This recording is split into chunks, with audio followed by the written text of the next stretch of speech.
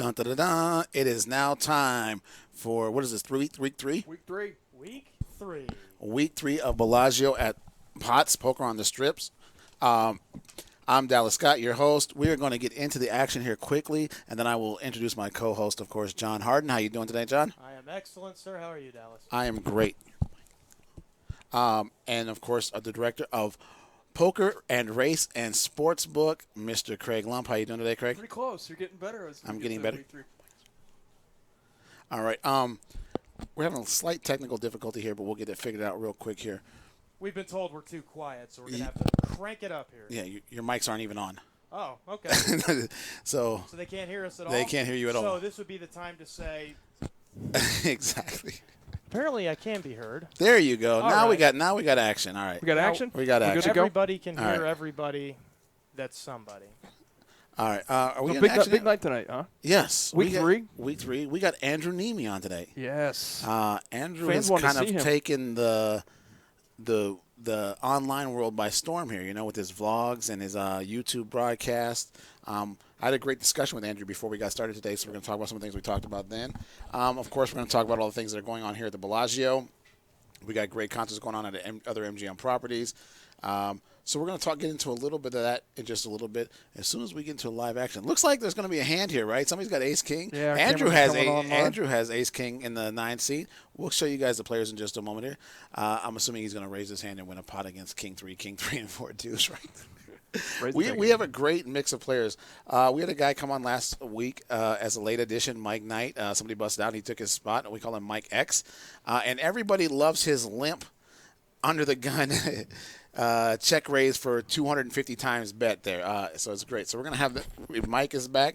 Of course, we got Andrew Neeme. We got Mr. Burke Brown, who's he actually used to deal here at the Bellagio. For just a couple years. Yeah. A couple years ago, yep. Then he opened our sister room at Aria, dealt there for a couple years. But he said he didn't really deal there. He just kind of played on the clock and Yeah, played he was poker. on the playlist. He figured that was better for him. And For those of you out there who aren't familiar with the playlist, a lot of poker rooms throughout the country, depending on local gaming laws, allow their dealers to play while they are on the clock. So they make their minimum wage and they can play the game, and it helps fill seats and keeps the games going in the rooms. Yeah, it's easier to manage a poker room when you can kind of have staff on hold in case you have to build a bunch more games soon. So they're basically on standby, and while they're on standby, instead of just sitting around, they can play in games. Right. So it's kind of win-win as far as the casino is concerned. And we always have games going. That's the hope. So, and again, of course, we love for you to chat with us on the Twitch chat. And, of course, you can follow us on Twitter at Bellagio Poker, at Dallas Scott 73. I almost gave my email address out there. We got hey, listen. Our friends on the chat here are cameras in 2017, great production value. Don't worry, they're coming on. Don't worry. We think that, or this is just the best troll we've got. We've got 260 people listening to us babble on about nothing. Oh, this isn't a radio program. No, right. This is a podcast now, guys. It is no longer a stream. I promise, sometime between now and midnight, you'll see some poker. Oh, well, okay. We got a little time. Someone didn't recognize our sarcasm, John. No, this is not just a podcast. Is that Ups guy or UPS guy? Whichever one you are. No, this is not just a podcast. Don't worry. We will have a live stream here. Cameras are coming on. At least we think so. Or something. For those of you who aren't familiar with us, we have to broadcast the game on a 30-minute delay. So for some gaming issues. I also noticed in the chat that people were asking about cell phones at the table. No, Nevada Gaming does not allow cell phones or any type of communication devices on the at stream. the table. While we're on the stream. So they can't. There are no cell phones there. There's no way for you to be watching the stream and contacting the people that you know. I guess we got a lot of interesting things that are going on around Vegas here right now. And I got to be the first to admit before somebody hits me up on chat about this and blows me up. This. I was wrong about Chavez last week. He got completely destroyed. he lost 11 of the 12 rounds. It's a good thing I only had a minimal wager on the Play MGM app. We got video. There we go. Good noise. Chat is the cameras are live. Hey, and we got a hand. Chat, don't worry. We got our cameras going. Looks like we got a hand here between Aqib Ali. He's got an ace-9 of diamonds, and DJ, a.k.a. Dan Jordan's got a queen-10 of hearts. Yeah. Are we going to see raise, a flop? call, check, bet, turn, and take it down. Who took it down there? Aqib. Aqib with the ace He high. defended out of the blinds and then just bet the turn. and picked it up. All right. We have kind of a wild card. We got Zach Resnick. He's actually new to the game. We don't really have much information on Zach. So this was a last-minute ad. Zach is seat 3. The only thing I know about him is he's got a some form of a coaching website and podcast, justhandspoker.com. Unfortunately, that's the extent of my knowledge. He's from, I believe, upstate New York. Hey, I want to give a shout out to Xanax King right here. Yes, we can afford cameras. It just took us a while to figure out how to use them. So they are such an expensive camera. It takes a while to come online. They are actually very expensive. I think people would be surprised actually how expensive it is to actually put this game together and why it took Craig 2 years to actually get approval from corporate to do all this stuff here. Like corporate gaming commission, name an agency, and the FBI was checking to make sure we're good. You know what? I'm glad you're here, Craig. 'Cause one of the things. Let's talk about. We have people in the room that always say, "Why don't you just do this?" And they think it's just an easy fix for us to just do this. Like, why don't you just let me win every time I play? Yeah, but people don't understand that. Like we have corporate bosses that are above us, and we have gaming officials who dictate a lot of what we can and cannot do. Right? Sure. It's not. And as the poker room director of Poker and Race and Sportsbook, you get to deal with those people on a regular basis. And you get to submit the paperwork. And they have done wonders for looking out for us. They have. I mean, this project is an example of that. That they're always got our best interest in, and the poker wouldn't be where it is today without their help for sure. And a lot of times though, like some of the things that their gaming is for the best interest of the game. Would you say that that's correct? Oh, we got a big hand, Bruno. Okay, well, Andrew put on the straddle, and it's folded to Burke with the 2 kings, and he's open for 80. Andrew's going to defend here. We're going heads up to a flop. Blah flop. It is not favorable. Is that what Andrew would say? not a favorable. Not a favorable flop for him. I don't know if Burke and Andrew have actually played together I would much. Bet they have. Burke's more of a 2-5, 1-3 kind of player. He's been coming up a little bit to the 5-10, but his comfort zone was the 1-3, 2-5 for a very long time. Andrew is a consistent 5-10 player. So I don't know that they have a lot of hand history together. And as we see that Burke's going to bet the pot here, and he takes it down, and Andrew's going to have the straddle on, right? They both game select up to 5 and 10, and even sometimes higher. Yeah. Burke, the last couple times I've seen him, he's been at Aria playing the 5-10 game over there, which is a properly big game. It is a big game because their cap is actually bigger than ours. Here at the Bellagio, our 5-10 game is 4 to 1,500, and I believe 3,000 3K cap at Aria. So we were talking about gaming, and they have the best interest of players and the casino in advance. And they were a huge help getting us. They were. I mean, like they came and checked out our setup, and made sure the project looked good before we launched. And a lot of times, though, people think it's a great idea, and sometimes we think they might be great ideas too. But the wonderful thing about gaming is they're always like, "That's a great idea, but is it fair to everybody involved?" Certainly. So that's why sometimes we can't make those changes because some things are just out of our control, even if we think they're a great idea.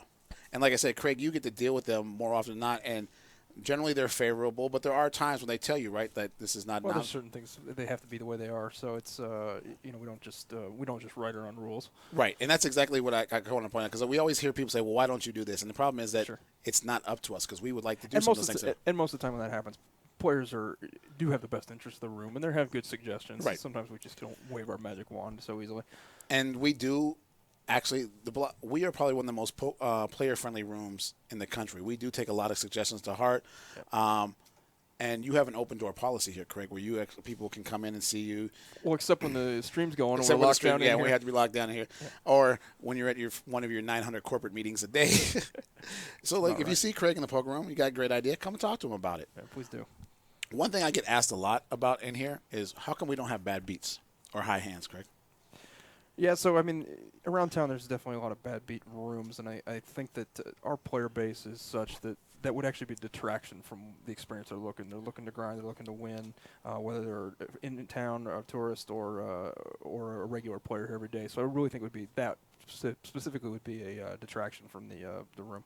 So Andrew's got a pair of 9s here on this queen high flop. Michael straddled Akib open, or no, Akib just limped, and then Andrew on the button, in the blinds, open for 100, I believe, and it's checked through, and he has fallen behind on this turn.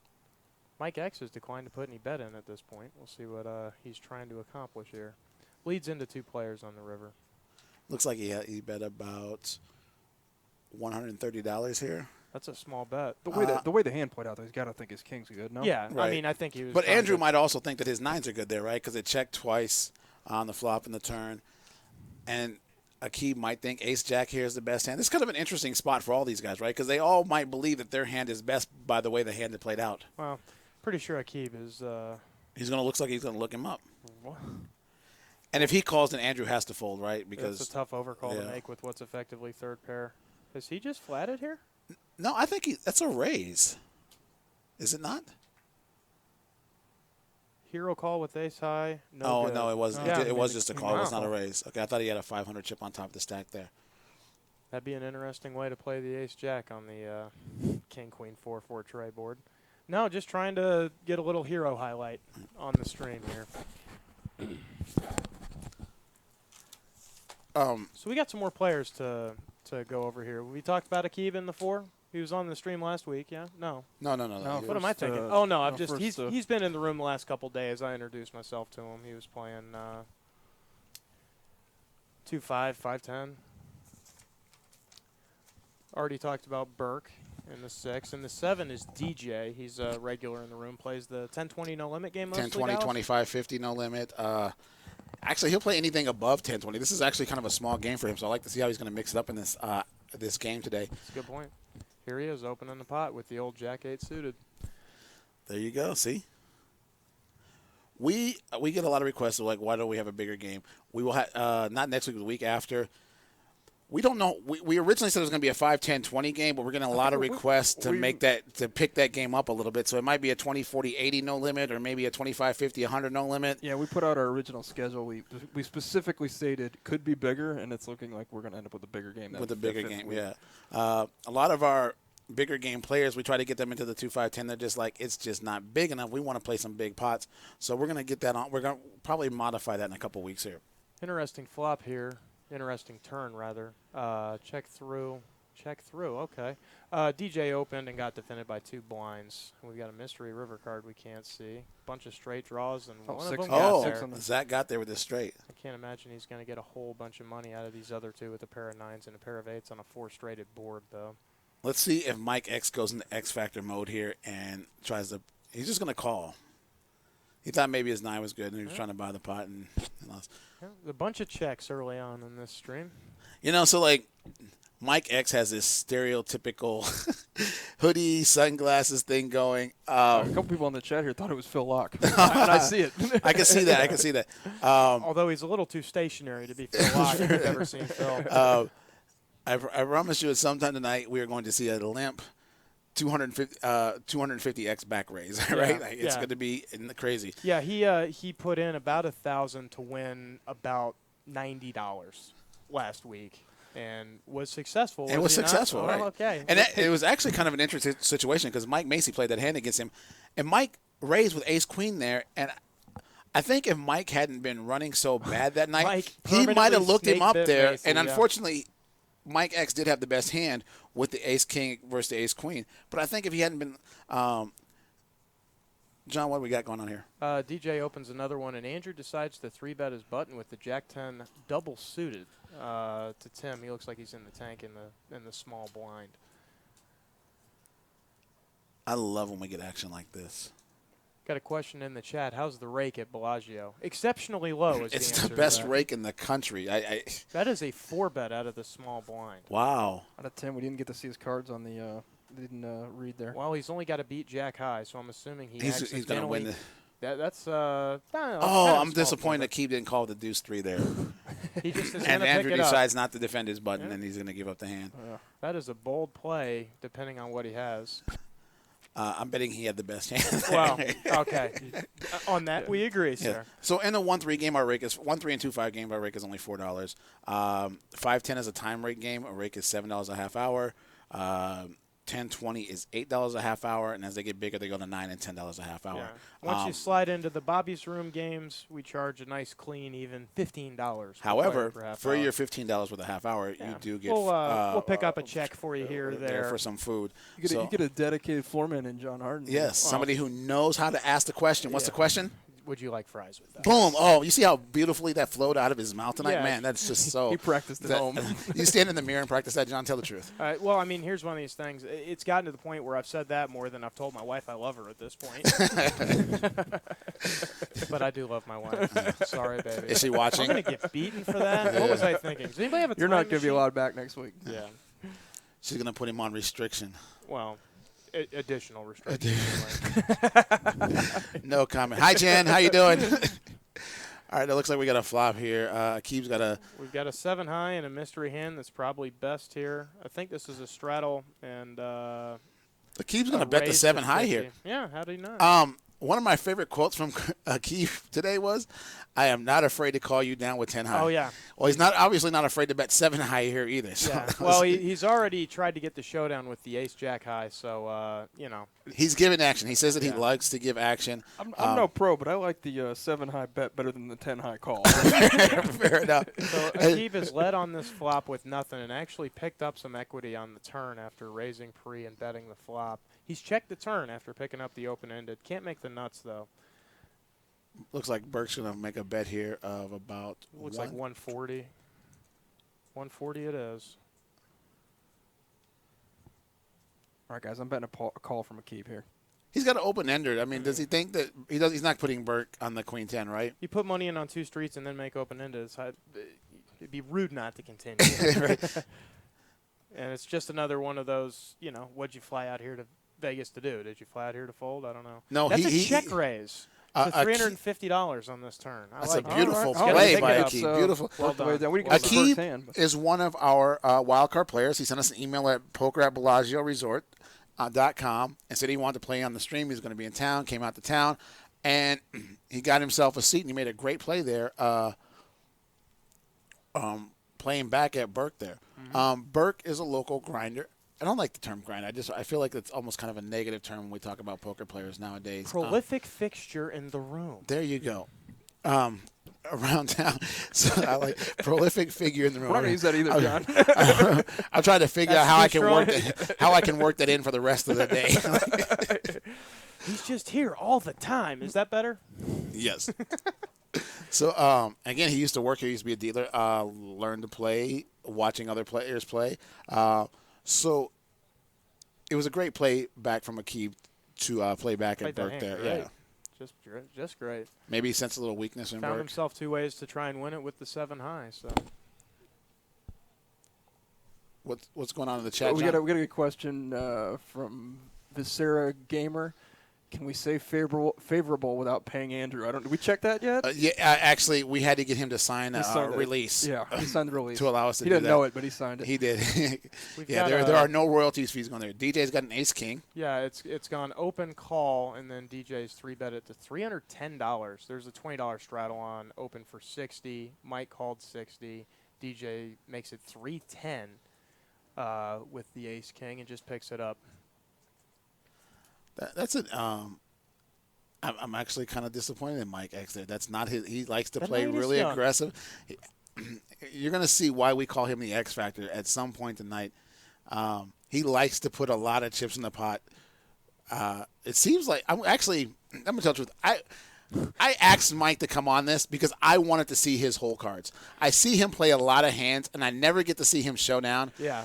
The reason that Mike is on air, X Factor, is because I begged him to play so I could see his whole cards. I'm just curious what he's jamming there 250x times the bet with. So I got a chance to talk to Mike before the stream, and he was very complimentary of your commentary last week. He said he had a blast watching the stream back. He goes, man, Dallas gave me props, so I think he had a good time. So I also got to say hello to our friend Mike Macy, who came on last week.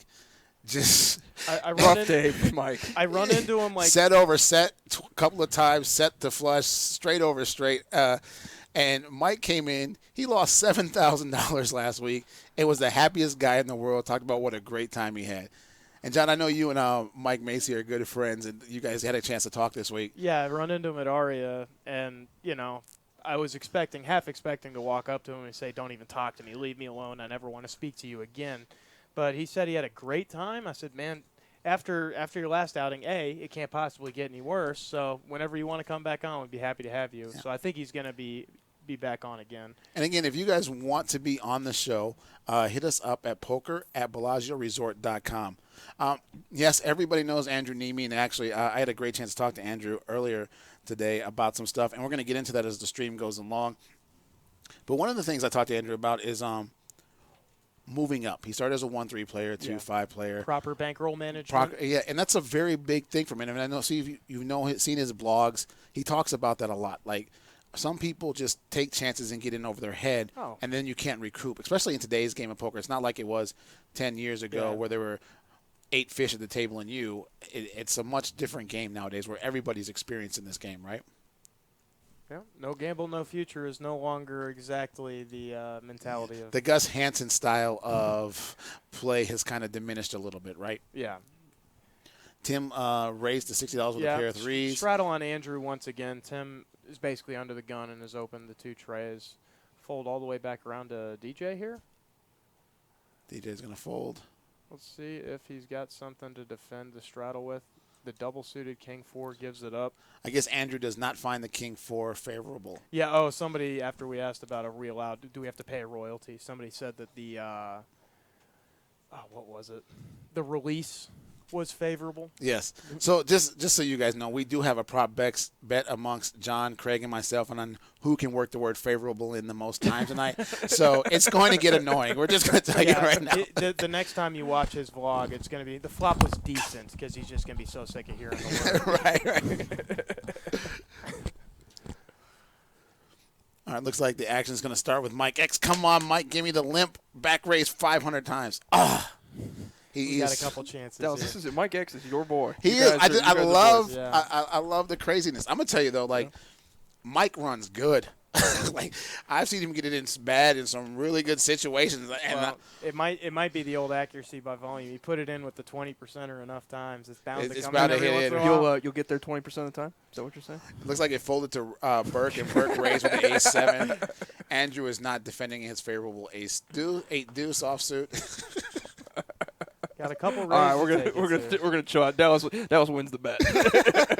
I'm gonna pay off the bet so he doesn't overuse. Yeah. Did I win another dinner? Yes. I'm stuck 85 dinners. You're diminishing a brand here. Started. That's the real problem. I'm still waiting on my brisket and ribs, Craig. That's our. We need to do that. Yeah. Yes. Yeah, we're going out for barbecue. I know these guys that have been that made this project happen. That's the second here. who's is Phil Locke playing question in this chat.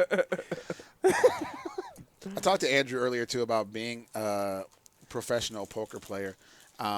He's been playing Stone full time for. Did he say how long? About 8 years. Wow, that's a long time. It is, and before that, he was actually in the. We actually have something to come. He was actually in the radio business. Oh, really? I mean, the music business. Oh, okay. He was the guy that tried to get radio stations to play your records. We call them promo guys from radio, and he would make sure that all the radio stations had the new CDs and all this stuff going out. Which was a great job in the late 90s, early 80s. It paid a lot of money. Then everything got digital and radio and music. People started downloading, and people kind of got downsized. And he started playing poker. Started studying poker and realized that he was winning at it and thought he could make a career out of it. One of the things he talked about was he lived in L.A. for about 4.5 years and played a lot of games over there. Took some lessons, but it ended up being favorable in his long-term goals here. Come on, man. You did it again. Did I say favorable? Yes. He's got you trained. You had a 10-minute conversation with the guy, and he's pounded it into your... I didn't even realize that. See, there we go. Now it's stuck in me for the rest of the night. I'm for surely winning this bet. I will try not to be using that word again. And we got to give a shout-out. Andrew, and I said that word again too, right? Mike wants to say hello, or excuse me, Andrew wants to say hello to his fiancee, Boosie. Boosie is awesome. He actually said his top 3 goals are to get married. Share his good one. To Boosie. She wants to share his. You have to make that specification. Just you put that out there. He wants to share his poker experiences with other people, and he wants to become a regular 10, 20, 25, 50 player, get that bankroll management down. I think he's right on track to accomplish all these goals. He's yeah. going to have to come up with some new goals pretty quick, I'm afraid. That's a good problem to have, though. Yeah. He doesn't play a lot of tournaments, though. He likes to play during the World Series of Poker, which is coming up here soon, just because there's so much value in those tournaments. Looks like Zach raised the $90 with a pocket tens. Aqib was in the straddle and limped and folded all the way to Zach, who made it 90. And off to a flop of ace, king, 9. Got a gutter against third pair. It's going to go check here, right? Or is it? Well, we've seen Aqib bet 7 high, so is he going to bet queen high here? No, he's going to check back. And a 6. This might just be a small pot. Bet, fold, ho-hum. He doesn't think queen high is the best hand here, right? Not like he thought 7 high was the best hand earlier. You can't make marriage a goal after you've gotten engaged. That's cheating. Fair enough. I disagree with that comment. Well, I mean, I've met Boosie, and she's so lovely. I can't imagine being engaged to her being a harrowing experience. I think that Craig is speaking from his own he hasn't made his fiancée an honest woman yet kind of thing. Well, yeah, but I mean, it's still a goal. I mean, it's hopefully attainable, right? I would marry your girl before somebody else does if I were you. I'm saying, like, I don't even know if I can say that because we're at work. Like, I can't even tell everybody how smoking hot she is. Yeah. There's a reason I haven't added my 2 cents to this conversation. Not with a 10-foot pole. Yeah, she's already mad at me for messing up your title every week. I might have just got a sexual harassment charge here. Like, I'm just. Oh, man. Looks like we're having slight technical difficulty with the card cam tonight, which might make this fun because we're going to have a lot of mystery hands. Oh, yeah. Well, it's probably not the technical difficulty with the readers, but sometimes the players don't get their cards on the readers, which kind of makes it for a little fun. We get to every once in a while we get the mystery hand. Burke opens early here and just picks it up. There's just a handful of raise and take-its here. I notice we only have a few reload cups on the table today. Yeah. Well, they don't look as robust as it was the last couple of weeks here. Reload cup is something we do here at the Bellagio. It is our little project. I don't know, like. There's an origin story to it, right? One of the players, or in one of the earlier episodes, bought in for like $7,000 or something like that. But the cap on the game, I think, was $500 or $1,000. Okay. So he didn't have enough room in his pockets for all the chips. So he asked for a cup to put the chips in, so he could just pull them out of the cups. And it kind of spread around the table that everybody else was trying to do it too. Monkey see, monkey do. Right. And it became the Bellagio Reload Cup. So if you're coming out to play, please bring your own cup with you. Bring something. Just make it appropriate for a live broadcast here. But we have our Bellagio Reload Cups. The chips in the cups are not in play until they come out. We have a max buy-in today of $2,000. So until you're below $2,000 on the table, or you go, unfortunately, busto, you cannot use those chips in the cup and they're not in play while they're in the cup. John, what's going on? Had the straddle. DJ was up front with the 9-8 of diamonds. Looks like he flopped a double gutter. Yeah. He opened for 60, folded all the way to Aqib, who 3-bet it to 180. Burke in the middle got out of the way. They were heads up to a flop. Aqib is now 3-bet and checked. Let's see. I mean, he's already check-raised, 2 flops? So there's a possibility we get a third one in here with the mystery hand. And we know that he is not afraid to call with 10 high, right? Yeah, as he told us in his bio. Yeah.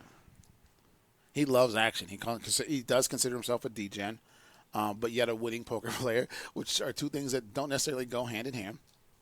It looks like he is teeing up another check raise here. It is. Okay, grief. DJ's probably not going anywhere, though, right, with the double gutty? Because Aqib's not going to put him on this hand, right, with the under-the-gun raise and then the flat of the 3-bet pre-flop. So it looks like Aqib made it 440 to go now. So Aqib 3-bet it to 180, which is what DJ bet on the flop, and then check raise to 440. 260 more coming along. Of course, yeah, DJ's coming along. Let's see a turn. I mean, Aqib could have any. He could have a club draw. Yeah, he could have ace jack club, something that gives him some more equity there. He might think ace. He maybe has something like ace king, king queen. Thinks it's the best hand. We saw him call a raise earlier with Queen 10, so maybe that's his range there, Queen Jack.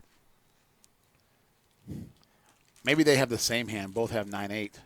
It's very possible. Keeps in the tank here. I wonder what his process here. I mean, maybe he's trying the ultimate highlight of the trifecta, the check raise flop, check raise turn, check raise river. I don't know. He's going to check he here. checks it again. I can't imagine DJ puts a bet in after facing this much resistance. I would think he'd like the free card, wouldn't he? This is a tough spot. I mean, how often do you get check raised twice in a no-limit game? But it's so much fun when you get to be the one who does the double check raise, right? No, all right, I got to give credit to the steel wheel. I'm not going to pronounce every single letter of this. Yes, check on the turn. Board pair, anyone's pot. I'm assuming, obviously, that Akib has the best hand, either by intention or accidentally. But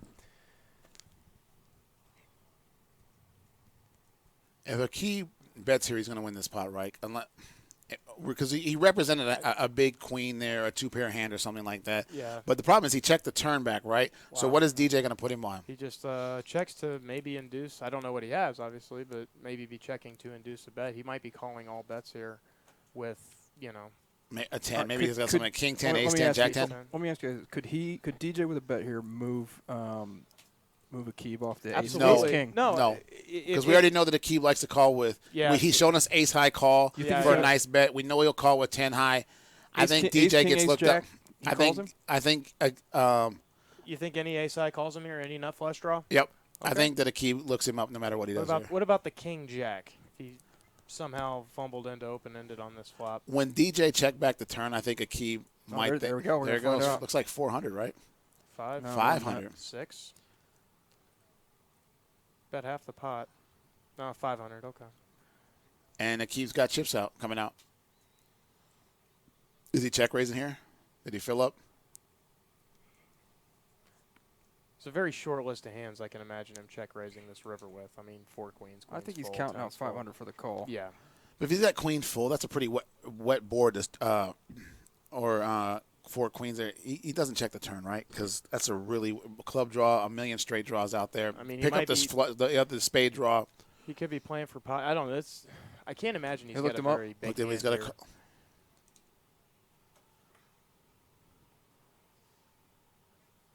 He can beat 9 high, right? Just trying to establish that. That looks like a pair of 4s.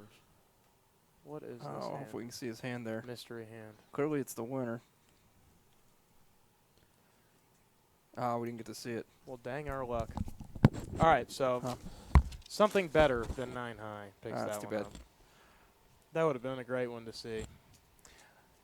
I guess we're going to have to find out after the stream is over what his hand was there. What his hand Yeah, was. because that's 2 kings. Wow. That was not what I expected.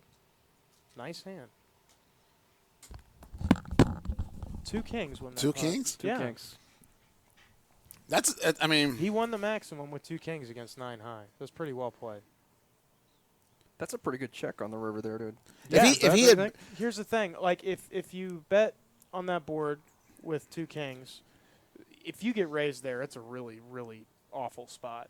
Versus you get a lot of value from hands that would otherwise never be calling a bet by checking to them and, giving them a chance to bluff off some money. It's pretty well played for 2 kings. We just got word from our producers the 7-deuce game is on. All right. Do we know how much they're playing for? 50? 50 a man is what it 50 a was man? the last 2 weeks. That means anytime you win showdown or not with the 7-deuce. You get $50 per player. Yeah. So it's a $350 equity thing here. The first week we were on, our friend Dennis, got himself in a spot Called it all where he off tried to great. win. He had no choice, though. He gave himself pot odds, especially with the extra $350 He had overlay. $350 overlay and had to call it off. What was his opponent's hand? The ace king? Yes, he was in against Danielle Anderson, and she had the ace king. 60-40. Yeah. I think he had to make that call, didn't he? Oh, he had to. Yeah. The 350 overlay just made the pot odds way too good for him. Dallas, don't you love it when they have to make the call? Okay, so now I'm being needled. Let's tell everybody. Something just flew right over my head. No, okay. Y'all can fill me along. So I was talking to Craig before we started the broadcast the earlier today. I wear headphones when I play poker, and it's because I hate poker lingo. Like one of the phrases I despise the most is I had to make the call.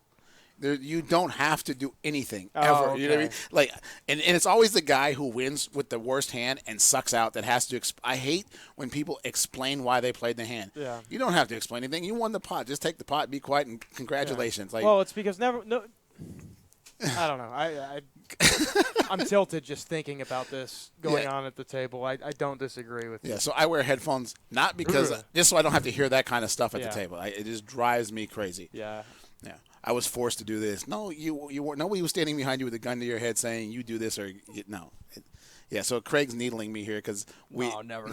We have a bunch of I've outlawed poker lingo on the podcast. So how's that working out for you? No, he's going to get in as many as he can. There's another prop bet. He's trying to get back one dinner. We got a four-way limped straddle pot here with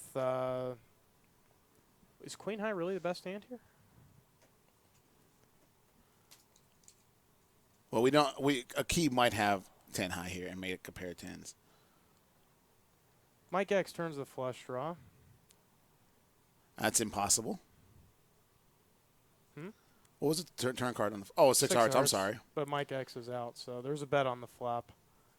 And now that people say it, Mike X does kind of look like a shorter version of Phil Locke. Like we need to get them in a game together and see. I think part of it's got to be the hair. Right. Phil, if you're listening, come on down. We'll get you guys in the game together. If you'll, I don't know that we have to find. It's got to be like a catch weight, right? They got to find a level they can both play at. Better note. We were talking about whether or not Aqib was going to put the call in with ace high. He did. That was not two kings. It was the ace of clubs, king of clubs for the busted straight and flush draw. Right. Oh wow, he did call him with ace king, and that was my question. If DJ's bet could move him off the ace king, and clearly not. No. The bio didn't lie. He said he was looking to snap some bluffs off. Wow, what a great call. Oh, he folds his button. I'm disappointed in Aqib because he's made so many great calls and hero calls that I thought maybe he did have the two kings that time and figured it was going to be. I'm actually rooting for a hand between Aqib and Mike X. Yeah. I think it's going to happen. Something where we get versus blind or something, or something where we can get like 2,500 apiece in pre-flop. This is something we didn't see too much of the last 2 weeks is limped pots. No, we have not seen a lot of limp pots. I am personally not as a player. I'm not in favorable limp pots. I like if I'm coming in. Well, the issue is. Did I say favorable again? Yes. You said he's not. He won the bet. Not in favor. So that's not the same as favorable. Andrew's going to pick it up here. It's not fair.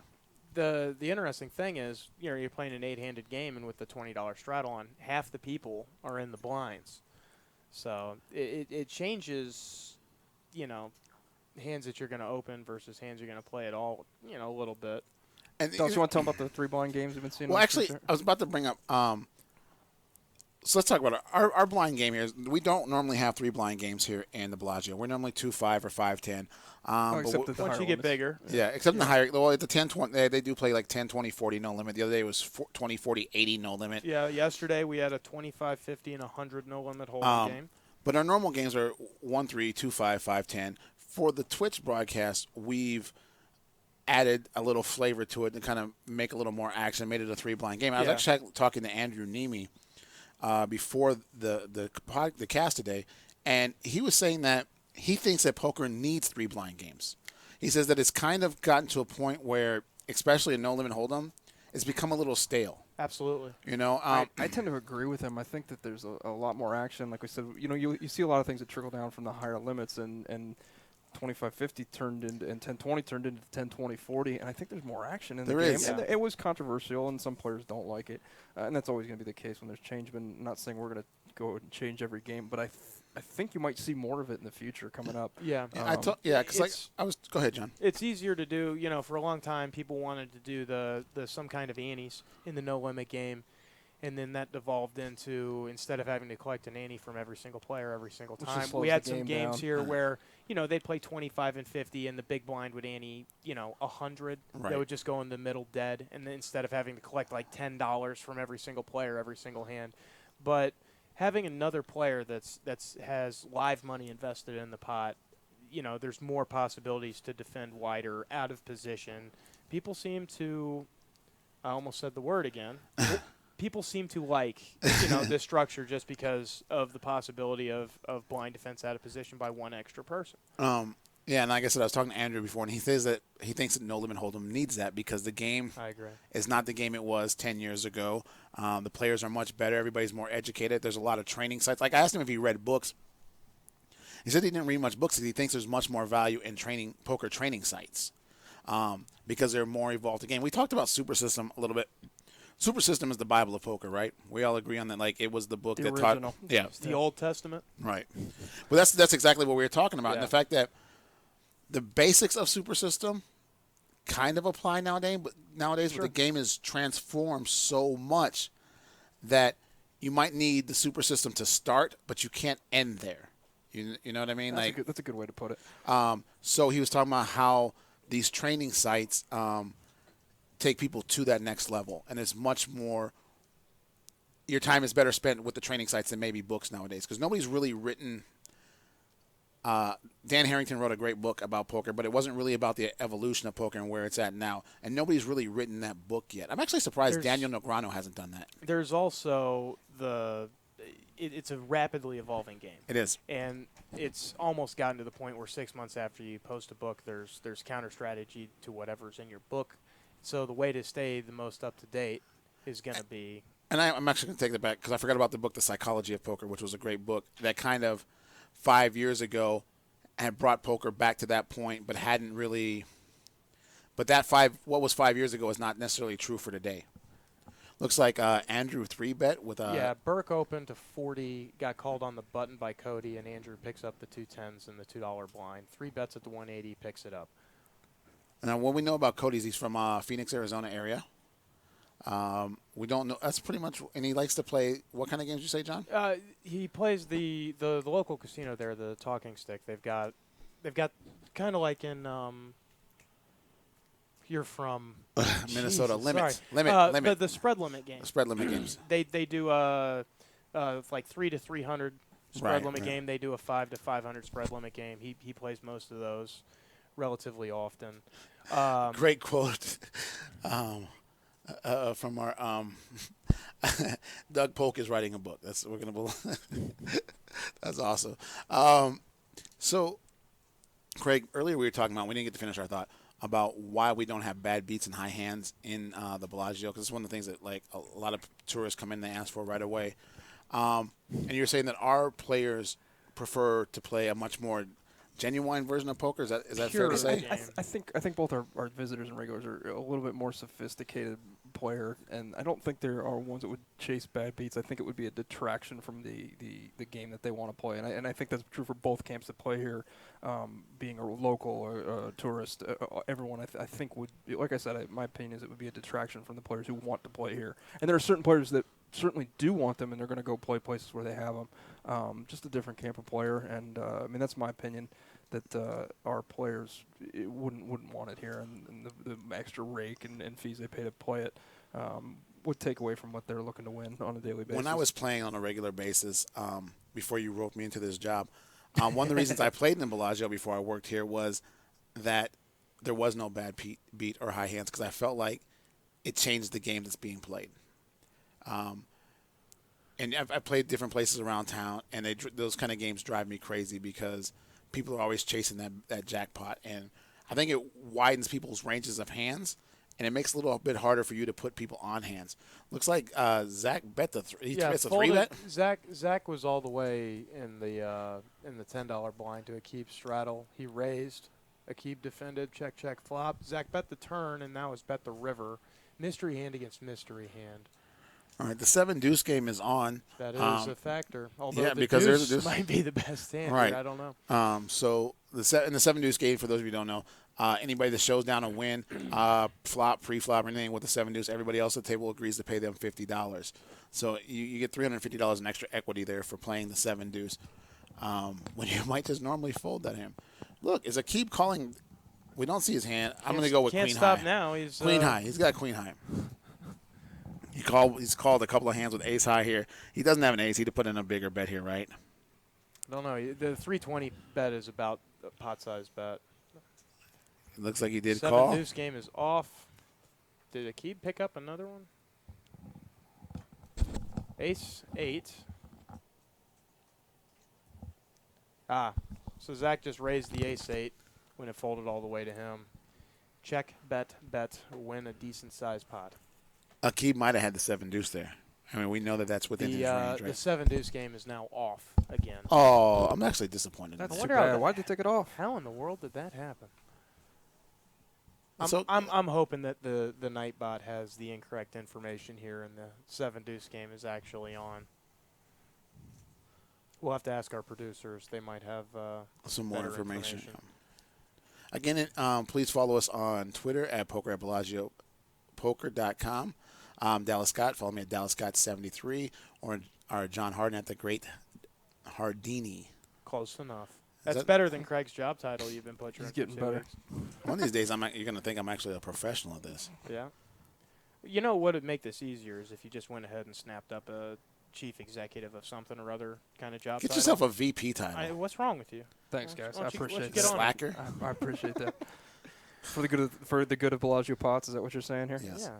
And just to be clear, you are the director of poker and racing sportsbook, but you don't do any of the work. You got people under you who do all the work. Come on. You are the official going to the meeting guy. Once again, I'm going to recuse myself from this discussion. John's a smart man. I don't think Dallas is going to know how much he's hated at my household because my fiance is at home right now going, you got to fire that guy. Yeah. So, we're actually being watched by a friend of mine. His name is Dan Edwards. He's actually a TV producer, and he's actually enjoying the Twitter feed here, or the Twitch feed here tonight. Chat. So, hello, Dan. How you doing? Which week are you going to get that right, Dallas? Week 12 or 15, I'm sure. By the time we come back from the series, I will have forgotten everything that we know and learned so far. John and I actually talked about this earlier about forgetting everything we know. Looks like Zach 3-bet to 150. We might have a pot. So, it went open to 40. Zach 3-bets, and where is Burke in position? He is in the $10 blind with the ace-king. He's 4-betting He might this. cold 4-bet here to try and just pick up the 200 change dead. There are different schools in thought of how you play ace-king here, right? Some people don't like to play a big pot with it, so they just flat 4-bet. That's a 4-bet. Some people will flat. Some people 4-bet is a strong move, even in this wide of a game. He's just going to pick it up. Yeah.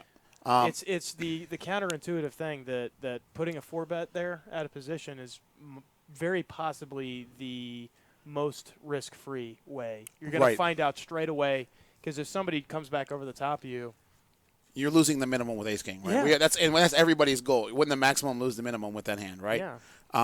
Some people like to flat there and just play a small pot, and if they miss, get rid of the hand. Well, the problem is when the flop comes king XX and the other guy's got a set. The second best hand. Yeah, and you've been Michael Macy'd. No, but here's the thing: Michael Macy would never make one pair. He's always going to make a set or better. Right. It's just never good. Yes. All right. Looks like Tim is got a 980 clubs. I like hands like this because I used to be a limit player and I like to see a lot of flops and no limit. I try not to play them out of position.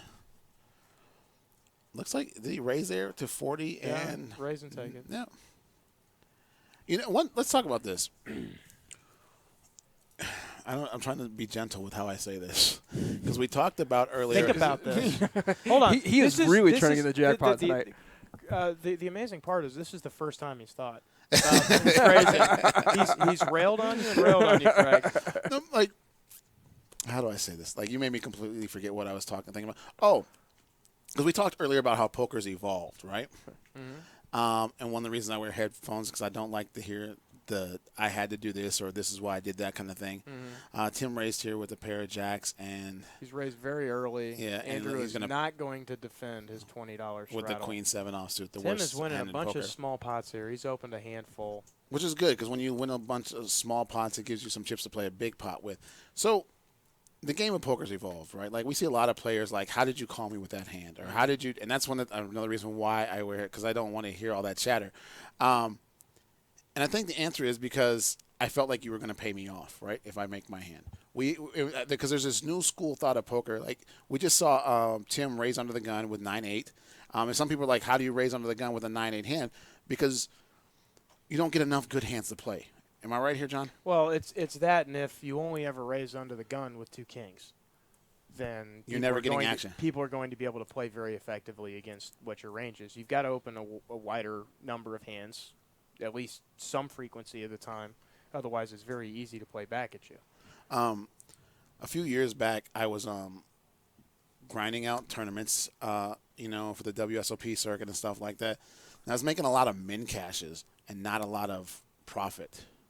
Looks like we got another mystery hand. Andrew's got an ace of hearts, 3 of diamonds, look for a backdoor flush and straight draw. Burke. Just folded to Burke on the button. He opened. No straddle on this time.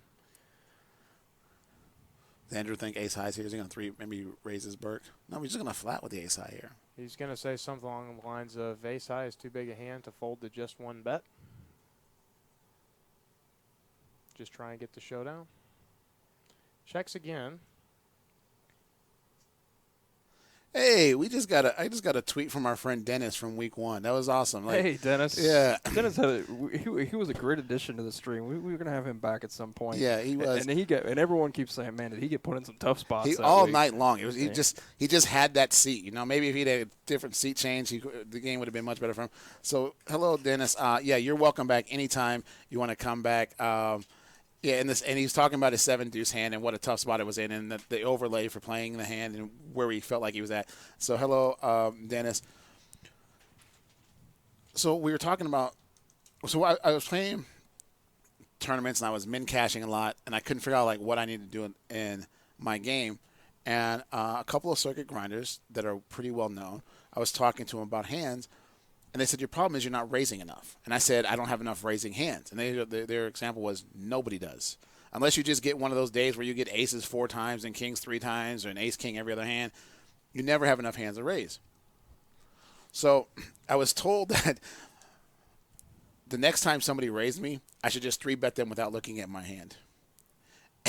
And so I tried this theory, and I didn't look at my hand, and I flopped 2 pair against aces and lost all my chips when the board went running other pair. But I think it just shows that, like, in order to be on that level, you have to be what I like to call creative. Oh, yeah, right? Absolutely.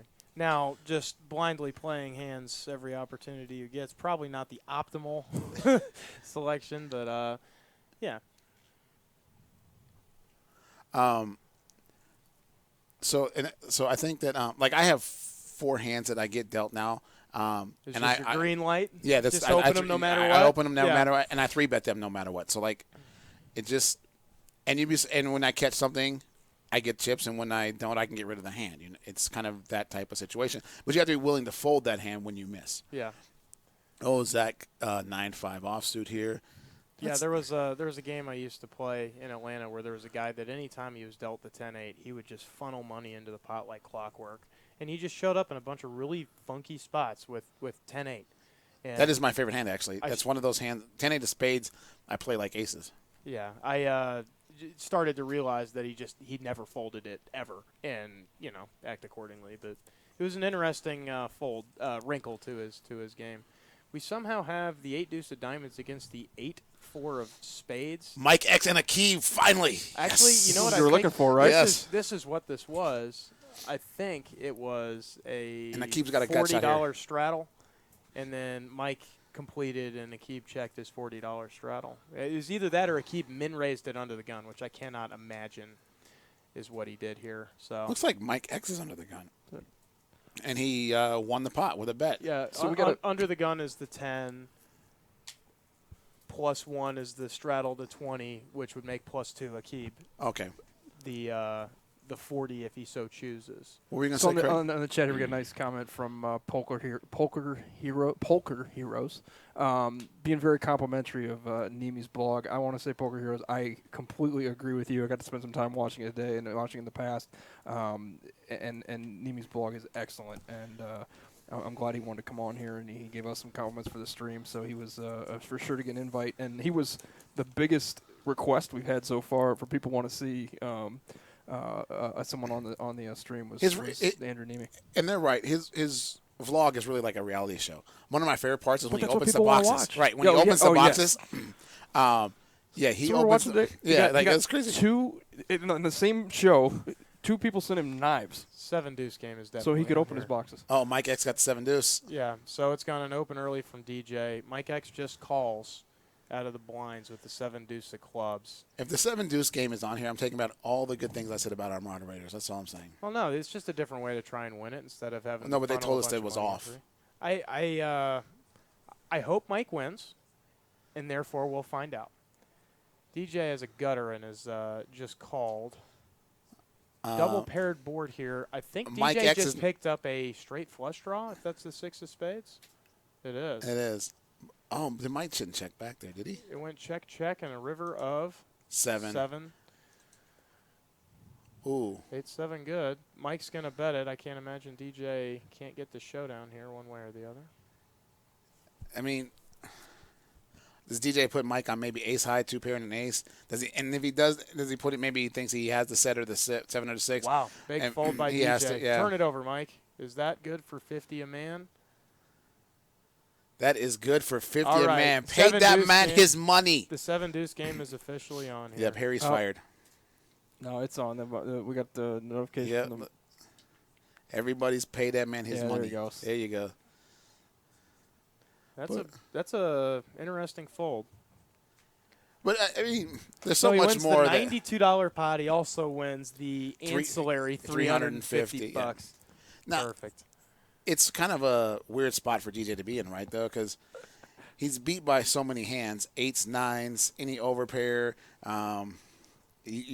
any better 7, right? 9-7 is a better hand than he has. He's losing there like 10-7. All right, I like in the chat here. I like Bite King's comment. I did see Andrew's joke jab about the Bellagio and the undercover camera. That was pretty funny. Someone sent him a watch camera. Yes, in one of the boxes, whatever. Bite King, yes, you're And now that we correct. mentioned that Andrew's going to get married, I got a funny feeling he's going to get wedding gifts right now, right? Like people are going to start, we'll find out where he's registered. It's the long con. Yeah. And for those of you who, if you want to continue to send Andrew stuff. You got his P.O. box? I got his P.O. box. His P.O. box is 201 South Las Vegas Boulevard, number 154789125. That's 201 South Las Vegas Boulevard, number 154789125. Just don't waste your time sending him any mini cameras. He can't use them here. I want to go get my own P.O. box now. I feel like it might be the new thing. It might be like the reload cups that we have on the table. It's going to take send off. us a reload cup? Yeah. And Andrew manufactures himself a small pot here. Folded to him in the cutoff with the suited king. He opened. Akib folded a pair. Is he sick? I mean, granted, it was basically fourth pair. But he had 2 4s on the 10-9. We've seen him called off with ace high twice. But I mean, first time I've seen Andrew, he's put a couple 3-bets in, but he just opened that pot, and Akib check folded the flop. There's more favorable flops to be had for the 2 4s. You guys have gone so long without saying it. I couldn't help myself. I had peace for 20 minutes. that's the Craig needle right there. Hashtag live misclick. I don't know if that's about Akib's fold of 2 4s. I'm 100% sure that's a live misc like that. Maybe I don't know. Maybe he thought he had deuce 4. I don't know. He wasn't paying attention. We shall see. So, what's the funniest thing you've ever seen at a poker table, John? The first I can't repeat that story. the first poker game I ever played in Las Vegas was $3, $6 hold'em at the MGM. I get off the plane with my buddy. We decide to go straight into this game. This drunk country lady sits in the game and just has the confused look on her face for 2 full orbits. She finally gets in like a 5-way pot to a river. And she looks up at the dealer and she says, the first thing she said the entire time she's there, she's like, hang on. You're telling me I only get 2 cards and the dealer gets all effing 5 of these? The hell with this. I'm going to play blackjack. She, scoops up the bottom of her shirt, throws all her chips in her shirt, and storms off. Mad as all hell. That's great. That's a really good one. That was my introduction to poker in Las Vegas. I got one time. I had a good one dealing one time, and this was right when I started, and there was a guy at the table, and now this story had gone around the table the entire night, right? They'd been repeating it many times. We got an interesting hand here, right? We'll cut to the hand here, and then we'll get back to our interesting stories. Akib decided to 3-bet this time when Andrew opened. He's in a bad spot no. here. Andrew flopped 2 pair. Andrew is straddled the $40, and Akib opens for 110. There's only so many things we can put in his blinds. With How does he graphic. call 3s there, but he folded 4s? Oh, he is the aggressor. Oh, I thought that was so. a 3 on the turn. I was Yeah, like, no. ooh, that was a bad. Akib bet the flop after raising pre. And Andrew flatted and him. Andrew's just top calling and with bottom aces pair. and 6s.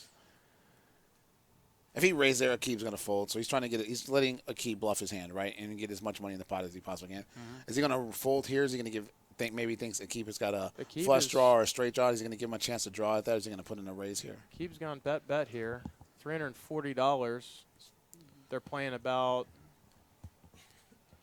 Andrew's going to have, if he just calls here, a little over 1,000 left effective going into a river, which is just under a pot-sized bet. He might just call here again.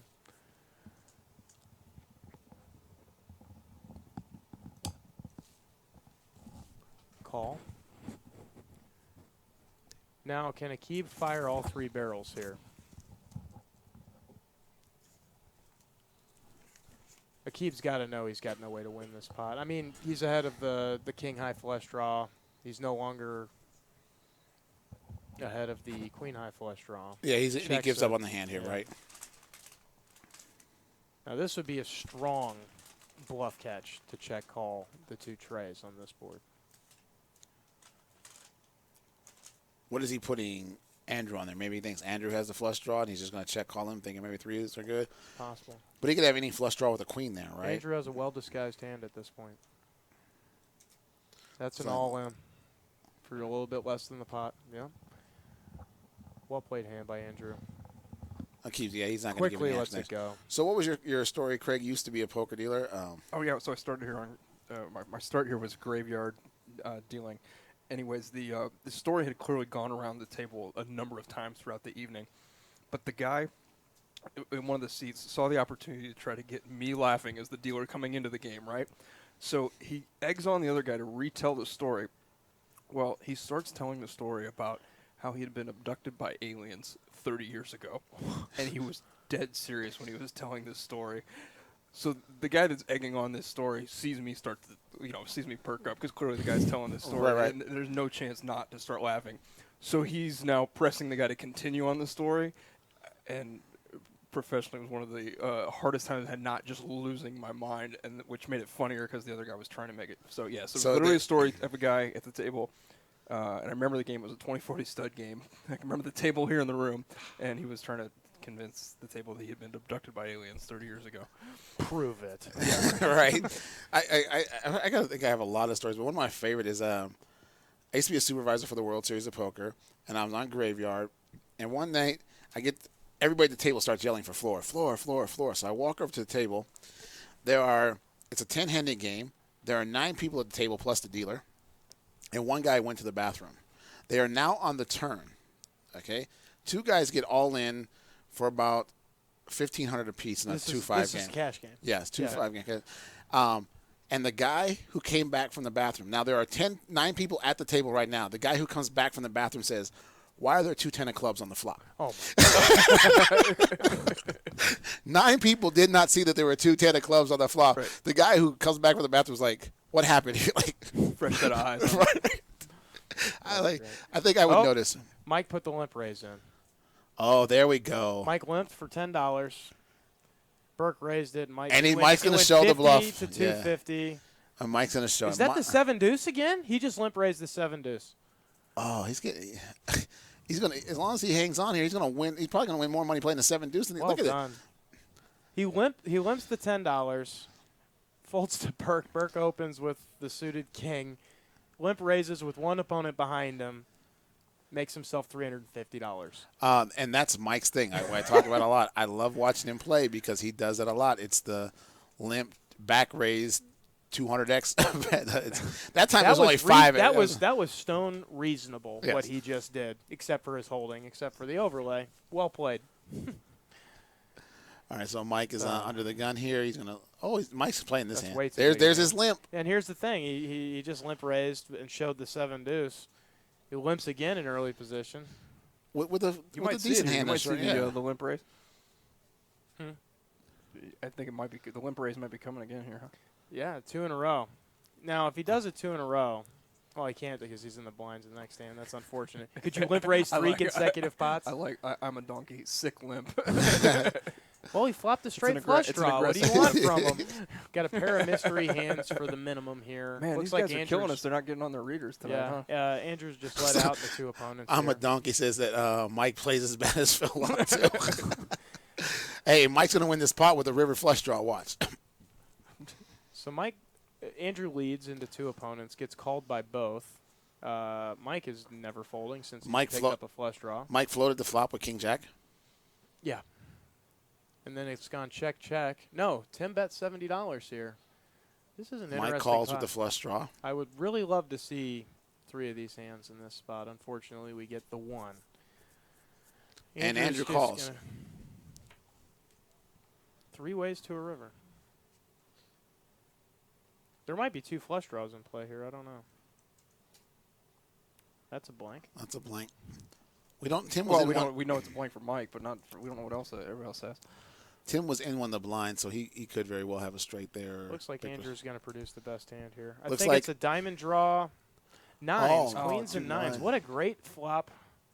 Is that Andrew's hand? Yeah. So that river was pretty favorable for Andrew's hand. Well, I mean, he flops top pair in the flush draw. Andrew could have played a much bigger pot. That one was on purpose. They've all been on purpose, Dallas. Let's be honest. Yeah. So we got a lot of things going on. Our Bellagio Cup poker tournament, one of my favorite times of the year. Number 13. Wow. I remember. Makes you feel old, right? Yes, because I remember the year I moved here, they were playing here in the room, and I saw it and didn't really know what it was at the time because it was before I started working here. And now we're on number 13, stacked final table last year. There's a chance, and we're hoping that we might get that live stream this year. What do you mean we're hoping? You're the boss. You get to make that decision. We're working on it. Working on getting the live stream for Bellagio Cup. How about we just say we're doing it? We're going to put the final 8. We might do that. I gotta give props. I think we should fire Craig for not making a decision. You can't do that. That's why you have Dave Hutton here to make those decisions for you. We're going to Dave. I gotta do that either. Did I just make you speechless? I didn't think that was possible. There's a hand going on here. Andrew 3-bet 7-5 of hearts. Yeah. Real quick, Poker Hero said that the graphics guys, that's Jason and Matthew, keep up way better on this crystal clear feed than the experts do in LA. Cool. That's Thank a you, Poker. 3-bet Appreciate it. and a 4-bet from the best hand of the 2 being the ace-deuce offsuit. Wow. So 4-bet with the ace-deuce is just going to pick it up for Tim. I wish I had seen the preceding action there. Obviously, it goes open. It folds to Andrew in the blinds, and he 3-bets the 7 high. Cold 4-bet from ace of spades, deuce of diamonds. What you see on the screen is the product of our producers, Matt and Jason. We have to give them a lot of credit because we actually have nothing to do with that whatsoever. And they put a lot of hours in putting this together for us. So we thank them for all that they've done. Again, you can follow us live on at Twitter at Bellagio Poker. I'm Dallas Scott 73. John is the Great Hardini. If you want to just yell at Craig and talk about his job title, you can just hit him at Bellagio Poker. He carries his phone around with him all the time just so he can tweet stuff for us. We have my favorite event here at the Bellagio coming up May 22nd and May 23rd, the 25K and 10K high roller mix games. Mixed games, yeah. Yeah, that was kind of your baby, Dallas. It is. It's been a lot of fun, a lot of work. I got together with Brian Rast and Daniel Negrano to put that together. Yeah. And Craig lost another bet. I lost another lunch bet. So. I should be fatter than I already am. I mean, with all the food with all the lunches I owe you, yeah, I'm stuck bad. If you like to play mixed games, it used to be a 10-game mix. We're actually going to make it an 8-game mix now. If you like to play high mixed games. High mixed games. The tournament? Yeah. Really? Yeah, we're going to go. It basically. Which games they drop out? They delete Badugi. You delete. Come on, John. Let's see what you got here. Let's see if John can guess it. horse, no limit hold'em, pot limit Omaha, no limit deuce, deletes Badoogie. No, deuce is in there. Shoot, no limit deuce and Badoogie? Is that Yes, what's so, deleted? hey, I mean, see, John, he doesn't work in Bobby's room for nothing. Yeah, they eliminate no limit deuce and Badoogie. And the reason why is because I was talking to Brian Rass yesterday. They want to be the pre-mixer for the Players' Championship at the World Series. Sure. You know, they want to get ready for that game. So they're going to make an 8-game mix like that one is. $10,000 buy-in for the got an interesting for Monday the 22nd. $25,000 buy-in for Tuesday the 23rd. In this pot, it's folded to Mike. Mike has completed. Zach raised his option. Flop 3 9s, and Mike has check called a bet on And the Zach flop. has a flush draw on the 3 9s and the king high flush draw. Here. Yeah, he's turned the second biggest spade. And the thing is, because Mike is the X factor, he might have queen 9 or 8-9 or pocket 8s or something here. We have no idea where he's at in his hand because he's calling here. He has check. Actually, called he's quick 2 called. straights. He beat him into the yeah. pot. $650 going into this river. Mike's got about twice the pot left and is covered by Zach. That's an interesting hand. If Mike accidentally has the nut flush draw here, he might be in some trouble. Is he going to check call 3 streets here? Zach's can't imagine he's not going to bet this street. Mike could have a straight here, though, right? Or small flush. I mean, Zach's hand isn't necessarily the best hand here, right? Zach's got to really outweigh his options here. He probably looks like he thinks of the best hand. There's no way. And Mike has snap called him and beat him to the pot. I think you're right. He had something like the ace for the ace high flush draw, or maybe he had something where he had maybe the weak 9 or 9 deuce or something like that. Yeah, it's just, you can't raise flop 3 9s and, 1 flush draw gets there, 0 straights get there. Oh, the jack 10 gets there on the turn. Even with that, without facing any resistance, you can't not bet trips on that river. And we know Mike X well enough that if he had the straight there, well, no, the flush might have slowed him down. So maybe he might not have been more aggressive with that hand. He would have played it just the way he did. Yeah. Are we going to start calling him Lock Jr.? Our little Lock? Here's the thing, not to disparage either of them. I'm not just dead sure which one's older. Fair enough. They could be about the same age. Wouldn't it be funny if we found out they were relatives or Do we something know how like old Mike is? Going through my cheat sheet here. Got a question in the chat there, Dallas. So any chance you're going to have some nosebleed games? Yes. Yes. We're going to kick it up, not next week, but the But surely the following week. Yeah. We just don't know how nosebleedy it's going to be, to be honest with you. Sure. We thought we were going to do a 5, 10, 20 game, but our 10, 20, 25, 50 players were like, that's too small. We want to go for the roof here. So maybe it's 10, 20, 40. Maybe it's 25, 50, 100. Put those $20 chips on the table. Yeah, it will be a much bigger game. Not next week, but the week after that. We're going to man, it's so funny because, like, all of a sudden everybody wants to be on this. Even some of the guys. Yeah, we got a lot of out-of-towners have been emailing us. Yeah, at poker@BellagioResort.com. They really, really feel like it's a great opportunity for them to expose themselves. Mike X is trying to make a name for himself. He wants to be on this every week. And you will see that he will make a name for himself here. I mean, if you watch his style of play, I don't know how to explain it because he's loose aggressive, but sometimes he's very passive aggressive. I mean, he has a weird mix of he doesn't play the same hand the same way twice. It's a very interesting way to play him. Looks like Tim's got ace king against Burke's mystery hand here. Folded him in the cutoff. He opened. Burke check folded the Burke flop. check folded. King I flop. Going back to the research, Phil Locke has Mike X by 2 years. Okay. They're 44 and 42.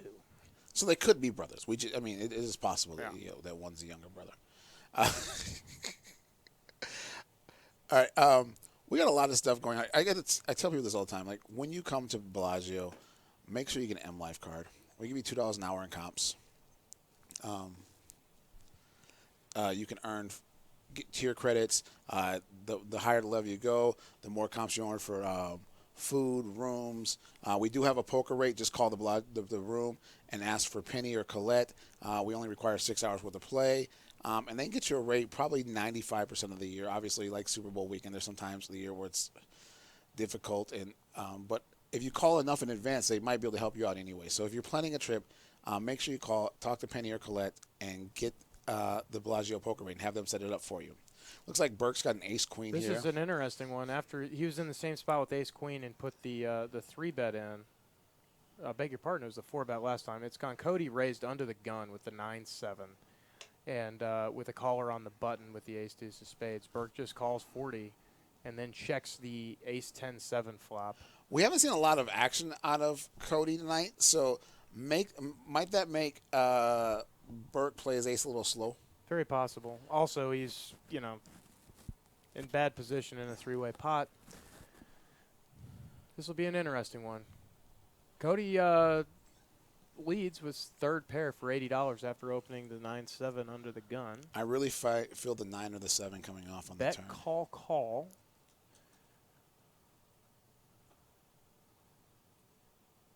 At a 5 of spades. 5 of spades is no help to anybody. Burke checks out of position. Looks like Cody's going to check and probably give up on the hand here if Zach bets, right? But Zach's in a kind of a tough spot with the deuce kicker because Cody might check any other ace there, right? Mm-hmm. Any ace-8, ace-9, ace-6. It's a question of what he's going to raise under the gun, bet that flop, and then check the turn 3 ways. Burke might think he has the best hand here since essentially Cody's given up, right? If I'm Burke, I'm stone convinced I have the best hand Sure. here. If he turns the visor around, I think he'll realize it. It's a bet of 260 and a call. Call out of Burke. Now, Cody with third pair is just going to give it up. We're heads up. I feel like Cody's going to regret this because he's going to catch the 9 or the 7 on the river. I just have, you just have, it just. There it is. There it is. Whoa. Oh, boy. Wow. Yeah. And Burke for surely is paying this off, right? I mean, if Cody had called there, Burke for sure pays him off with the ace-queen, right? I think so. We'll never know. Right. How many licks does it take to get to the center? Oh, What? check for Burke Burke. checked there. Check. Oh, Burke was out of position. Maybe Yeah, he thought he's he was trying going to to check raise. induce a bluff. Yeah. He probably thought he had the Ace-queen best is pretty hand. good. But That's a pretty good river for the ace-queen there. we'll have to ask Burke. So we have a new YouTube page. Yeah, so through the week, we're going to post some of the clips from the And the previous YouTube stream. page is Bellagio Potts Yep. also. One of the things Sure. we're going to do in the future is we are going to be much more active with social media and YouTube and Twitch. Sure. We're gonna do some post game interviews with people and ask them why they played the hand the way they did. It's going to be a lot more in depth. Quite honestly, we're just getting our feet wet here and trying to figure this out for ourselves. So stay tuned because we have a lot more to come. Sure. It's going to be. It's going to be very interactive, and as you see, we do read your chat if you got something to say. We try to be the most player-friendly room in the world. And player-friendly stream. Stream. Yeah, as well. Here's a call and a 3-bet. Tim in the 1 seat folded to him. He opened to 60. Mike called with 2 8s, and Zach has 3-bet the cutoff with the ace-5 of hearts. Zach's been fairly quiet here, so 3-betting here makes him look really strong here. But Mike X is not folding a pair of 8s. How deep is he here? This is showing he's only got 776. It looks like he's got more like 1,700. He won 2 7-deuces. So he's yeah, probably yeah. got That's he has $700 difference. Yeah, in the 7 deuces. He did pay Zach off on the hand a few minutes ago. Yeah. When Zach flopped the trip 9s. But between that, he might have added on. Yeah. The stack sizes here are unfortunately an estimate because there's all kinds of weird things that happen in cash games where money come off or on or off the table. We might miss somebody adding on. So that is a 4-bet. Now Mike X might fold, or might we get the Mike X shove? That is a big 4-bet. Tim is open to 60. Oh, yeah. He got a 3-bet. Is this a second 4-bet that Tim has put in here? Yes. $880. Zach's not calling here with. He does call. He's moved all in for $2,700. Tim calls. Good grief. This is a $4,500 pot. With Just ace-5 of hearts. Ripped it in there with ace-5. I think they just said they're going to run it twice, too. We will see. At Bellagio, you can run it twice, 5-10 games and above. Yep. The 2-5-10 game does qualify. When we run 3 blind games here, the second 2 blinds are what matters for as far as the bluff, the pots, and the running it twice. So the first board helped Zach not at all. 4-club board. Still haven't seen Tim's hand. Zach has the gut shot here on the draw. bottom. Yeah. I can't imagine that Zach wins this pot, right? Any of it? We will see. That looks like either ace queen or 2 queens. That's Tim's a muck. He won them both. Nice pot for Tim. $4,500 there, right? 40. Yeah. That's a monster pot. 5-bet shove with the ace-5 of hearts is unsuccessful out of Zach. Right as you were saying, he hadn't been terribly active. Maybe he can hear you. Does Zach have a reload cup? Is he ready to reload? Zach's got chips left. Wow, what a big pot. That was a huge pot for ace-5. Yeah, guys, we are sorry that the card readers aren't picking up as many of these. It's a day-by-day process to try and refine this technology. Well, and the readers are just fine. Actually, sometimes one thing we can't control here in the box is that if the players don't put them properly on the reader, we're not going to get them. So it's not a matter of the readers aren't working, but we are subject to what the players can give us. So if they don't he had ace-king. Yeah. Wow. There we go. That's a huge pot for ace-king. So open 3-bet call. Oh, he made the nut flush on the top board. Yeah. And then ace-king is good on the bottom. Wow. So I think Tim might need or Zach might need a reload cup here. That is a big old bloated pot. I'm really surprised Mike X doesn't call there. It was 4-bet At to what him. point? He called once, and then when it got back to him, it was $880, and he's looking down to 2 8s. We've seen Mike put $920 in a limp back raise before to take down a pot. But the thing is, there had been... And he doesn't lose any money there because he wins. He put $80 in and folded. Yeah. I mean, but it's a little bit of a different spot because you called an open to $80. He gets 3-bet immediately behind you, and then 4-bet by the guy that already opened it. Right. So it went 2-4. 2-bet, 4-bet by the guy to your immediate right. Obviously, it's the proper laydown. Mike can be an X factor, and again, he wouldn't have lost any money there because he wins the second board.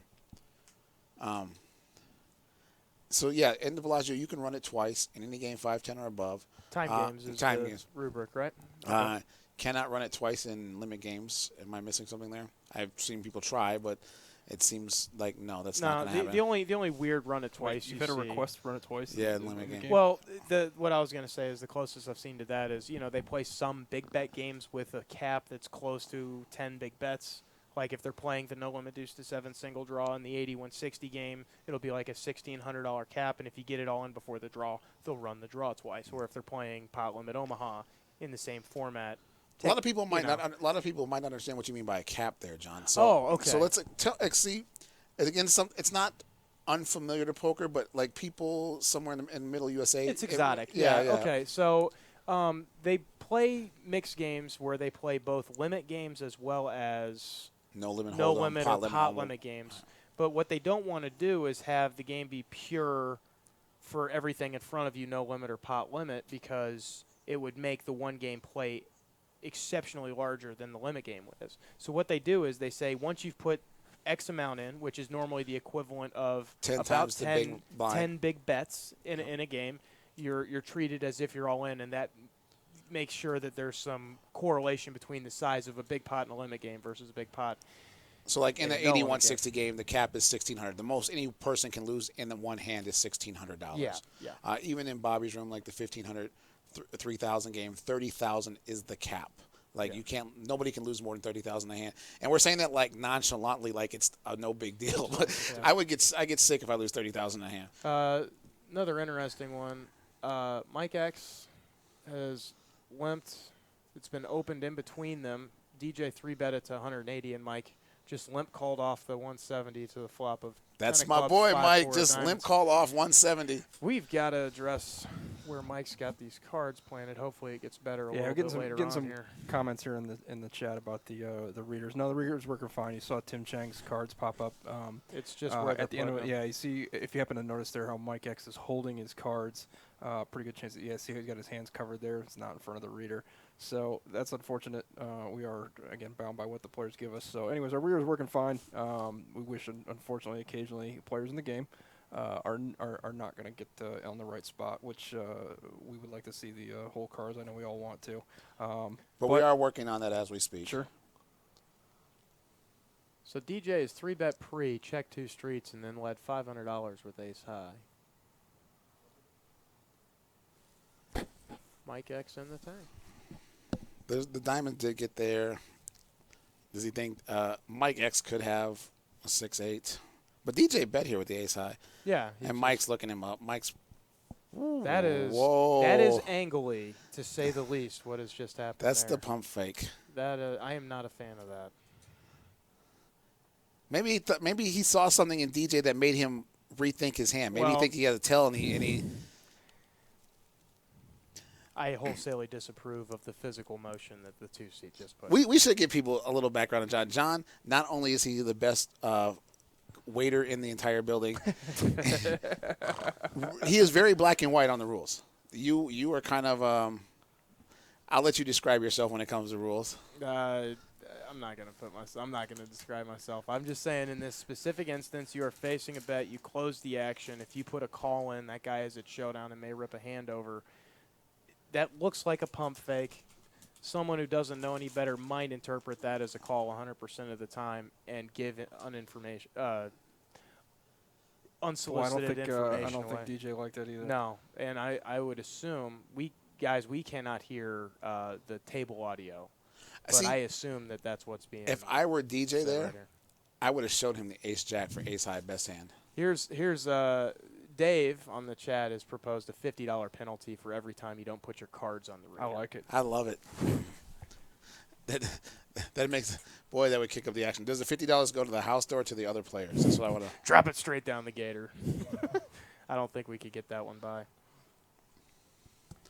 I think our moderators, let's give their dealer Janet a hand. I agree. Yeah, she's doing a great job tonight. We'll see Nathan Janet and Nate both. Now we get a request for Nathan Pease, best dealer in Vegas. That's probably his girlfriend. As you can see, our beautiful room. Craig's other endeavor, the race and sports book in the background. Yep. Always action. I got another funny story about poker. Yeah. Go ahead.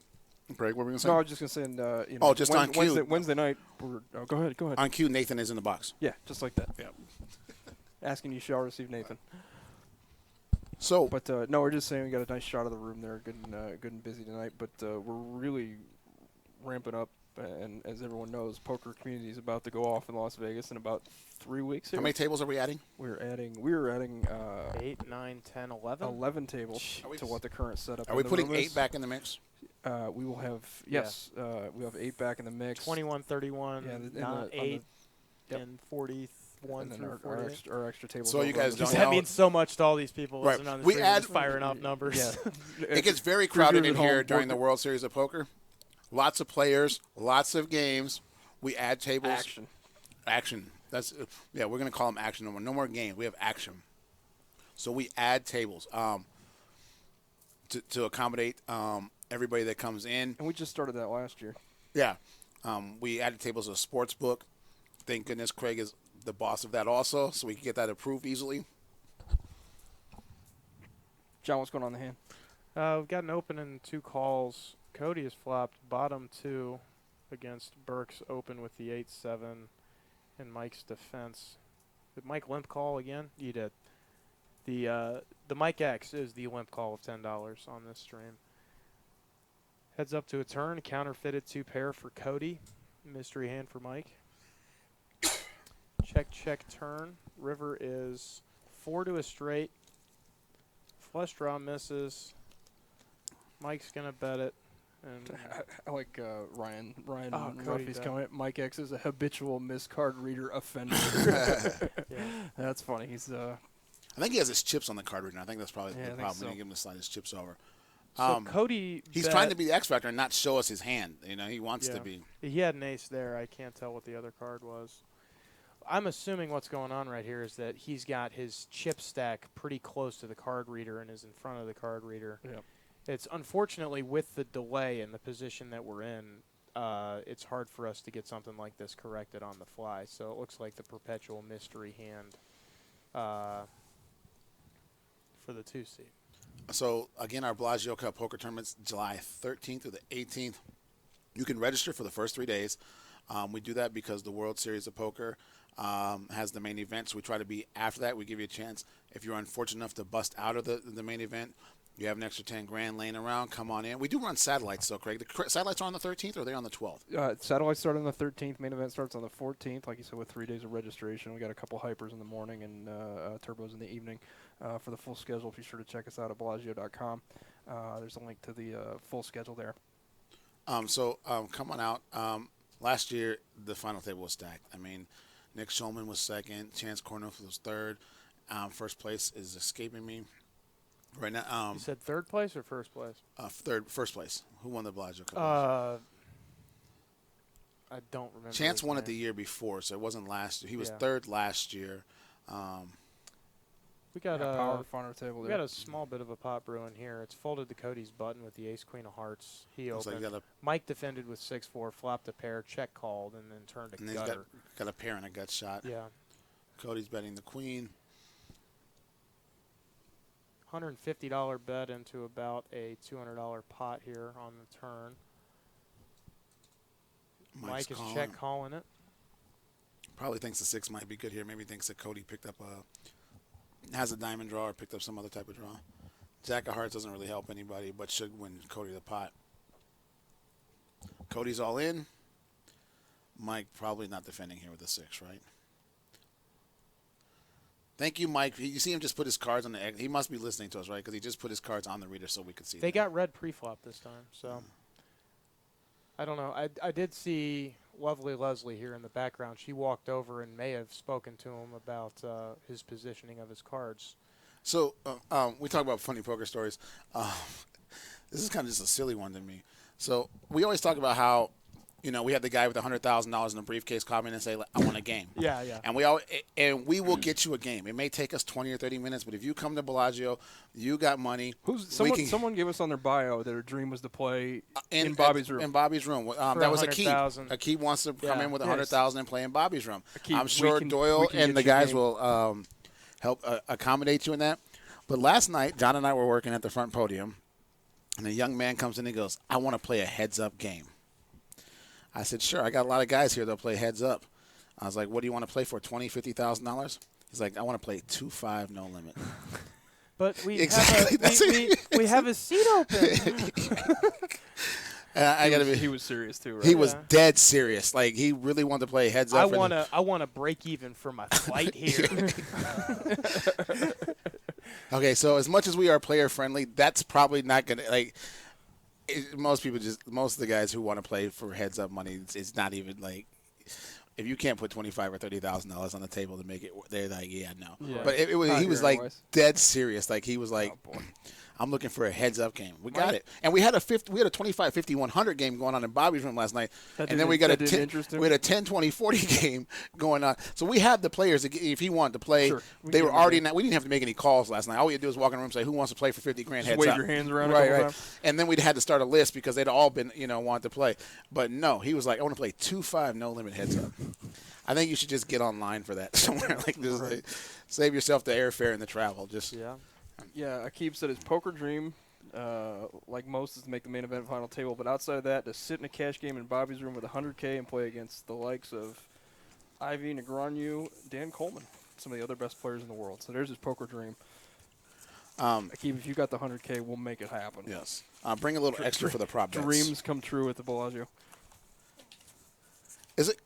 I got to check my notes here, but Akeem actually, no, that was Timothy Chang that no, Akeem took 62nd place in the Colossus event 2 years ago, right? Do I have the right? Yeah. Yes. 23,000 players, you take 62nd. I know you're sick that you didn't win. Of course. There's only one person happening. Right.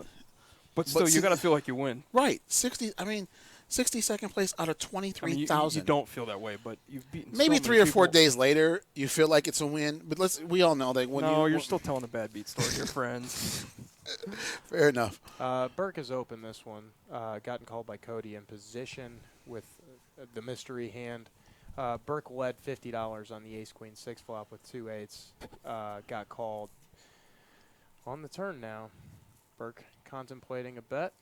Looks like 130, 140. It's been checked to him twice, right? Pair of 8s should. No. Burke's out of position. So he's first act, bet the flop, bet the turn.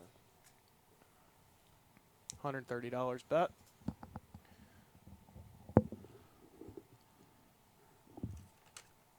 It looks like Cody's That's a raising. raise. All right, Burke. No tank here, right? Because Thank you, Leslie.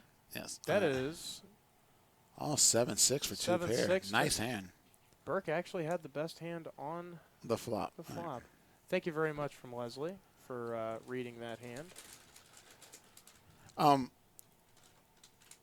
Was the flop bet by Burke? And Yeah. Burke opened, got called, was first act, bet flop, bet turn, got raised, laid it down. Situation. We were talking about the evolution of poker, right? And we talk about poker mathematics all the time. And people will say, how did Cody call that flop with bottom pair? First of all, he called the bet pre-flop.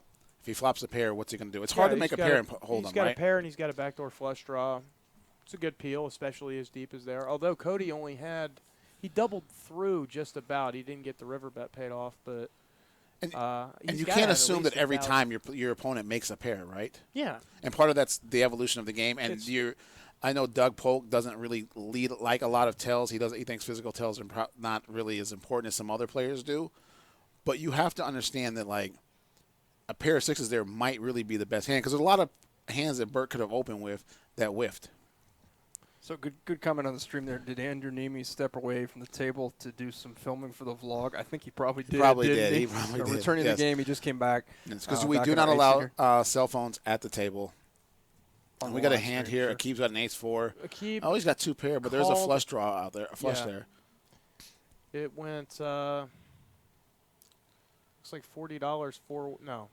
This is just the $20 straddle 4 ways. No, I can't be right. What is this, open for 30 and called 4 ways? I don't know what that's what we pay you for, John, to pay attention to the action. I slept the pre-flop action here. Anyway, we've got second pair against top and bottom. Akib has checked it twice. And Mike X has raised here. Okay, Akib checks flop, bets turn, gotten raised by Mike.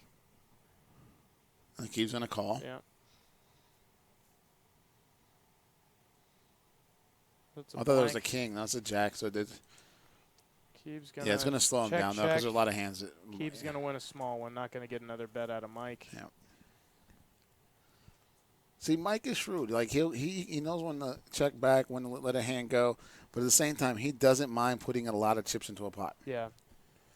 The thing is, he might be thinking that by raising the turn, you might get a check out of Akib on a river. On the river, for sure. And you get actually, the by free card. By raising the turn, you can get the showdown for just that raise on the turn. And the great thing about that play is he doesn't lose any more in that hand than he wants to, right? If he feels like 220 is the most he wants to invest seeing the river, he's just done that, right? Yeah. He doesn't give Akib enough the ability to bet him out of the hand if he has the best hand. Now, people obviously, if you do that consistently, are going to play back at you. They're going to three-bet you on the same street. But, as an occasional move, it's not a bad one.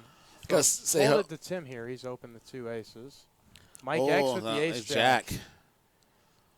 This is going to be there's going to be some action. Here we go. Mike just flat it. This might be 4 ways. Let's see what's in the blinds behind. Akib's going to call the 9-7 of clubs. DJ. Burke flows. He's got the 4-deuce of hearts and comes along. It's not a bad flop for Akib. He's flopped the open ender. Yeah. This could be a big pot between him and Tim. Mike X bet that? Did Tim check? Check 2 aces. And Mike bet. Akib's coming along for the ride. DJ's going to get out of the way here. So he's check-called 2 aces after opening and getting called by 3 people. Oh, that's a bad card for Tim's hand, though, right? Because he just gave Akib the flush draw and the open-end straight draw. Mike is still going to continue to bet here. And Mike's got the ace of clubs in his hand. Akib's calling Mike's here, drawing right? dead, John. Mike is drawing. I know he's drawing dead, but he has the ace of clubs in his hand. So if the flush draw gets there, he could represent the nut flush. Well, in order for him to represent the nut flush, I see. Yeah. Yeah. The old pot limit Omaha play. Yeah. Yeah. If Tim raises here, he knows is Akib calling? That's tough on the paired board, and it looks like he's just coming along for the 200. This is an interesting way to play the hand for him. Yeah. 8s and 6s on board, 2 pair. Akib facing 2 opponents first act. He's not going to be able to put a bet in here and just checks Mike X. They're all going to be surprised Checks, to see the aces here, right? Aces up, we're going to win this one. Yeah, I was just implying that Mike has the ability to represent the nut flush draw and then the nut flush if it does happen to come in. That's the PLO play when you have the naked ace of the suit. Oh, yeah. And you don't have the nut flush, but nobody else does. And you can just rip it in there. Yeah. Tim C. looking like our big winner tonight. Up, he's in for 2,000 on the original buy-in, up to 5K, right? Yeah, and he's played some hands very well tonight. Yeah.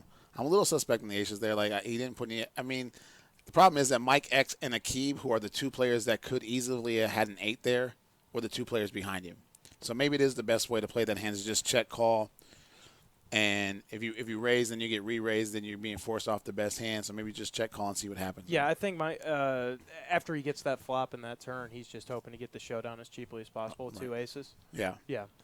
And we all know that some people can't let go of aces, right? I don't know much about Tim. We don't have much background. He's not he hit us up at poker@BellagioResort.com, wanted to play the game. We put him in the seat. So he's kind of a mini X Factor that a lot of these guys don't know him. They haven't seen him play. Andrew's back. He's put the $20 straddle on, it appears, and given it up to the raise by DJ to 60 or $70. Welcome back. And again, Andrew wanted to say hello to his fiancee, Boosie. One of his goals is to get married to her, and Craig feels like that's a false goal there because you're already engaged. No, I think it's a real goal. I'm sorry. Oh, yeah, because you're trying to get there. Yeah, I'm sorry. One of the people on the chat. Trying to get there. I just. Are we invited to your wedding? No. Wow. Did you really ask your boss that question? I'm going to crash it. You'll never know where it is. You'll never know what date. All right, looks like let's fold. Nobody's got a hand to play this time. Is Burke going to raise it? Oh, Burke has a button. Ace-King again. Let's see if he can put another 2-bet, 4-bet into this one. DJ's going to DJ Jack. He's going to have the 2 jacks. Yep. That's a 3-bet to $130. Now, last time Burke was in this spot, we're going to have a big pot here. He put in the 4-bet. If Burke calls both here, players, let's see, DJ's 2,000 deep, huh? All right, I'm going to bet they get it all in here pre-flop. That's a tall task. That is the 4-bet. He's gone 2-bet, 4-bet in position for the second time with Ace-King. It's a small 4-bet. We might get a chance to run it twice here, right? DJ's not folding to the button, right? Because it's the I know what we talked about last week. This is the levels of knowledge. Yeah. Once again, that is I know just that you are flat. capable of raising on the button, and maybe you did wake up with a hand, but I got a big hand. $700 in the middle, heads up to a flop. Ace in the door, not real good for DJ out of position with the 2 jacks. Is that ace going to save him some money, John? It could, very well could. He might bet here, though, too, right? Thinking that maybe Burke had a small pair and try and represent an ace. You 3-bet, get 4-bet. It's pretty hard to just lead. He's thinking about it, it appears, unless he's already checked and we missed it. It looks like he has already checked. So that's going to be a 4-bet and then bet on the ace-high flop by Burke. This is just a check. Very small I think bet. it's probably a fold for DJ. $700 pot and he bets $230. Oh, it's hard to look him up one time, huh? It's. I think it's the getting 4-1 on your money kind of. Oh my goodness! No. It's a spot where if you fold 2 jacks on that flop, you might be folding too many hands to the guy that's going to open a lot of buttons, and then also the bonus gin card on the turn, and now you hope that you did not have the best hand on the flop. This is going to be interesting to see how Burke is a very smart player. In fact, he taught himself how to speak Vietnamese, which has got to be like one of the hardest things in the world to do, right? It's going to be interesting to if DJ raises here, can he put him on a hand like Ace Jack? This is a perfect or a set of 9s or something. It's stone perfect situation for DJ. Burke could have gone for pot control and just checked back there, also being able to induce a bluff out of a bad hand by DJ, not knowing he makes a set on the turn. DJ's hoping he can put the check board is in and the board's kind of dry now, right, for DJ, right? He's not going to put him on the Queen 10, King 10 kind of board. How much more does No, is that a call? That's a call. Okay, he just put in the 1,070 to get the 500 change. Right. That's a pretty big blank on He's the not. end there. Yeah, there's no way Burke's putting him on the checked. Queen 10 or any of those crazy hands there because he's relying on Burke to go bet here with 1 pair. Right. This is I'm really surprised. I think I would have liked to see a bet out of DJ there. I think so too, because he doesn't want to give Burke the chance to check back, right? Yeah, because, I mean, I got to be honest. I'm terrified with ace-king in this spot that I'm beat. I'm just trying to get the showdown. I mean, I'm either in – granted, I'm not the greatest no-limit hold'em player, but I'm either checking back the turn or I'm checking back this river after betting flop, betting turn, and getting called. Oh, he did Burke get the has bet. moved it all in and gotten insta-called by DJ. Oh, wow. DJ's going to double through. He just had the confidence that Burke was going to bet that river, and it worked for him. Wow, what a great hand. Well played, DJ.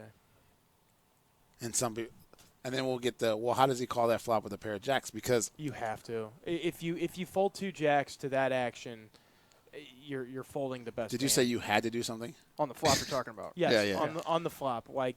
Because jacks are probably the best hand there more often than not, right?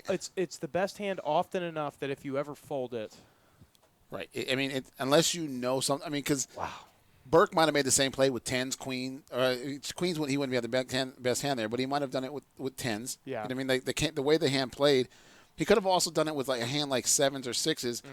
Thinking that DJ didn't flop a pair. Here's the other point that I'd forgotten about already. Reload cups. He bet $230 into about $700 on that flop. So he's giving DJ the 4-1 yeah. to call him there. We'll have to ask Burke after the hand if he thinks he maybe should have bet a bigger amount into that pot. Yeah. But it's kind of tough though, right? Because you feel like Ace King is a very solid hand there. Hindsight's 20/20. Right. It's a way ahead, way behind situation, and the fact that he just banks off a set on the turn is just really, really unfortunate. Man. Again, you can follow us at Twitter at Bellagio Poker. I'm Dallas Scott 73, and the great Hardini is John Harden. And of course, if you want to play, thought you were going to give him the old job title again. No, I don't. If you want to play, please hit us up at poker@BellagioResort.com. Tell us why you should play. Tell us a little bit about yourself. When you come to town, what do you do for a living? Are you a grinder? Do you have a regular job and you just like to play poker? Tell us why, because now we're getting to the point where we're getting a lot of requests to be on the show, and we have to kind of cipher through them. Oh, my favorite hand here by Cody. It looks like he's flopped a gut shot. He's opened and gotten called by Mike out of the blinds once again. And Mike's betting ace high, which is the best hand. Cody's probably calling here, right? It folded to Cody in the $2 blind, and then he raised. Check call of $70. 3 of diamonds helps Cody because he's still got his gut shot and a diamond draw if he thinks diamonds might be good here. But he also might have thought that Mike was betting the flush draw. Mike checked back. Board pair. Doesn't help anybody. Good. Mike wins the hand. Check, right? No, Cody's going to try and steal it. Only way you can win it with 10 high here. That's a Keeb's job, 10 high, right? That's not Cody. Well, it's not to bet and win with 10 high. It's to call with that's 10 right. high. It's a much taller task. And Mike's going to let it go. Mike's going to let the ASI go.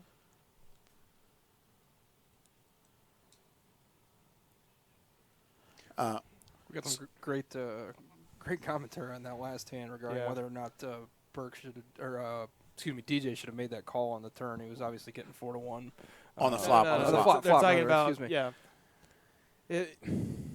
I really have to make the argument that DJ, if he's going to take a flop in that spot by just closing the action to the 4-bet, you can't just check fold the flop almost no matter what it is. I mean, if it comes ace, king, queen suited and you don't have the jack of suit, I can see an argument for maybe letting it go. But even then, you're going to be up against 2 10s just often enough.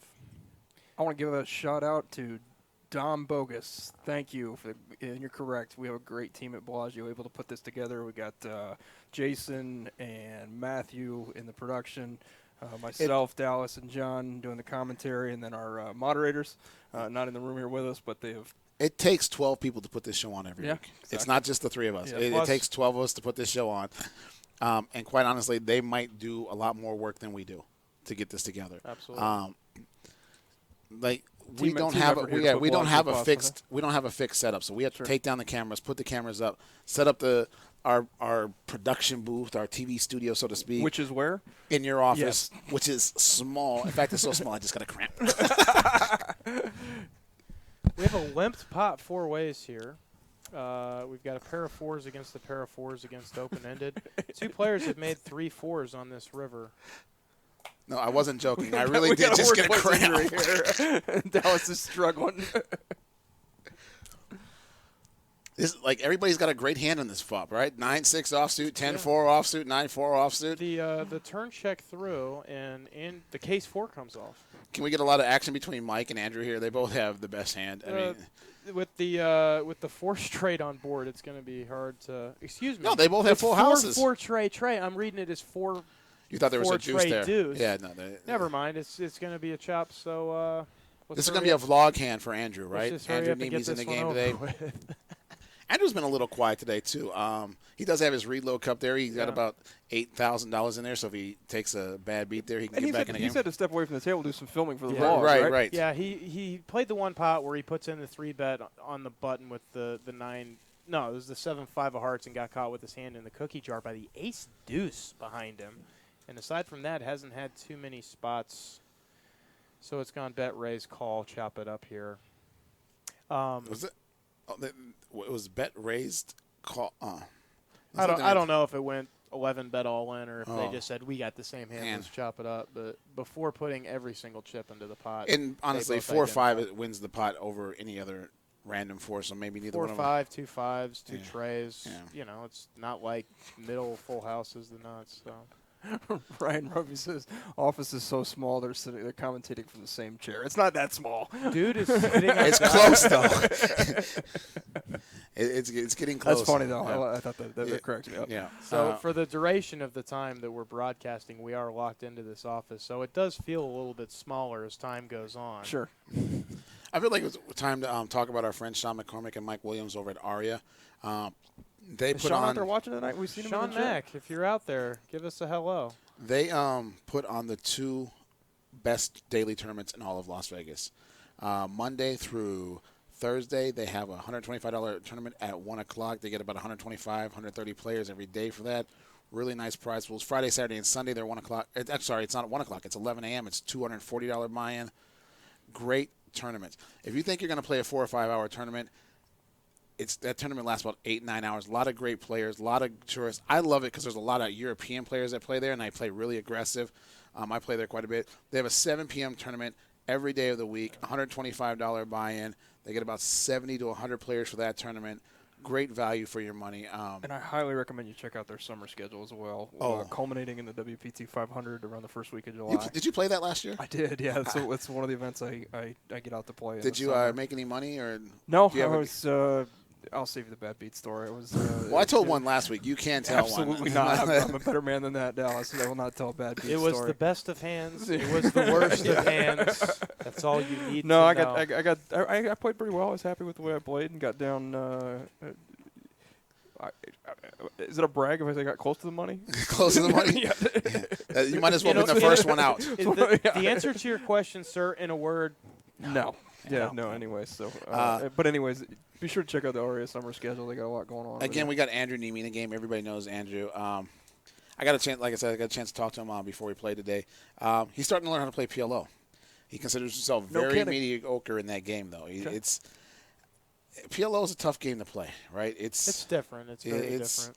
Like, I love Omaha 8, but PLO is a very different monster. I actually played some PLO this week. I went over to Aria, and they've got 1 and 2, 2 and 5. They play the 2-5 with a rock, though, right? Yeah, it's 2-5. Whoever wins the previous pot gets a $10 rock. The action starts to the left of him, and it's $10 to call. It's a properly big game. How'd you do, John? Did they beat you up? Well, the funny thing, for those of you that don't know, my wife deals over there, and just by luck of the draw, she ended up dealing to me 30 minutes. I bought in short to the game, bought in for like 500, got stacked twice during her down. You can just see her tearing her hair out. She was not happy with it at all. She is not getting a new wardrobe. Did she do it to you on purpose? Well, I mean, she's never rooting for me. Anyway. We got a hand here. Yeah, Keith's got queens. Keith's about to put the 3-bet in with the 2 queens after it's gone open from the button and a call from the $2 blind by Jack. Keith puts it in. Oh, Burke's got queens. This is a big 3-bet. It's a raise to $30 on the button, a call, and Akib just went ahead and made it $340 if this graphic is correct. He's been taking lessons from Mike X, the 10, 20 times bet here. Burke's not folding, right? He might be raising. You can't. Did you say you can't? You cannot fold.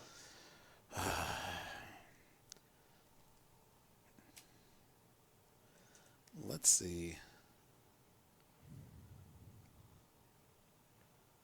How's Burke? Four bet. It's That like might be Burke a massive raised. 3-bet and a very small 4-bet. 340 to 830. Medium size. Akib, we know, is not folding here, right? I can't imagine if he's not going to fold 10 high. And he's called off with ace high on the river a couple of times. Yeah. And he's actually been kind of quiet for a little while. They're about 1,800 effective here to start. Real quick, Cliff's notes is I got even in the game, lied to my wife, told her I got broke, and then 30 minutes later told her that, oh, no, actually I got even, and she was furious to find out that I didn't tell her the truth the first time. All in. A man who's lied to his wife. Vomit and a call from Burke. This is not going to be a replay of the WSOP hand, right? Aces versus aces. Somebody runs out the four-card flush. Wasn't that in the $1 million yeah. one drop? All right, Yeah, that's a chop.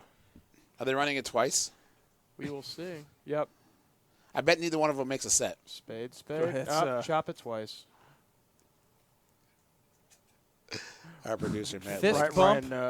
Ryan Ruffy made the comment, let's see a queen on the flop. No. no. Let's not see a queen on the flop. That's funny, though. It's funny till it happens. Right.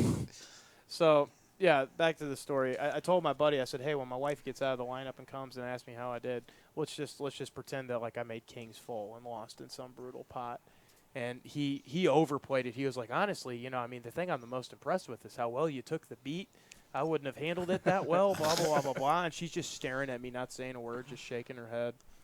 Anyway, it's a great game. There was at least one pot where 1,800 a man went in.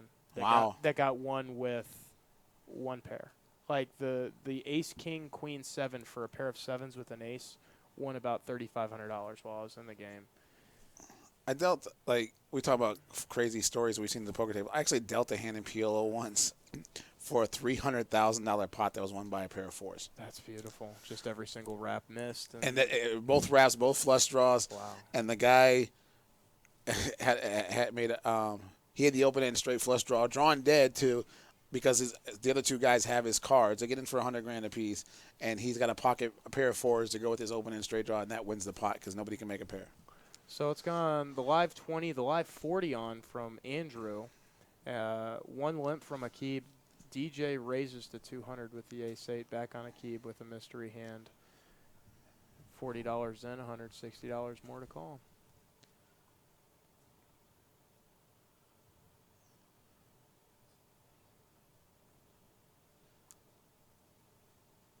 I don't think we've seen DJ and Ryan. Oh, wait, they did play a hand earlier where Akib called him down with the ace-king, right?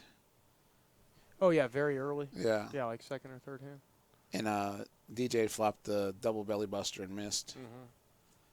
Oh, yeah, and Akib checked it to DJ and then induced the bluff. Yep. And then picked it off, right? Oh, DJ's got 2 pair here. Flop goes check, and DJ's got to like that turn card. Keep checks again. DJ's got a bet. Looks like $250, $260, maybe more. 270. Checking a call. So, Turd Ferguson, we have Romstein coming to the T-Mobile Arena with Korn. So shout out to Turd Ferguson, because I said the same thing when they told me that they were coming.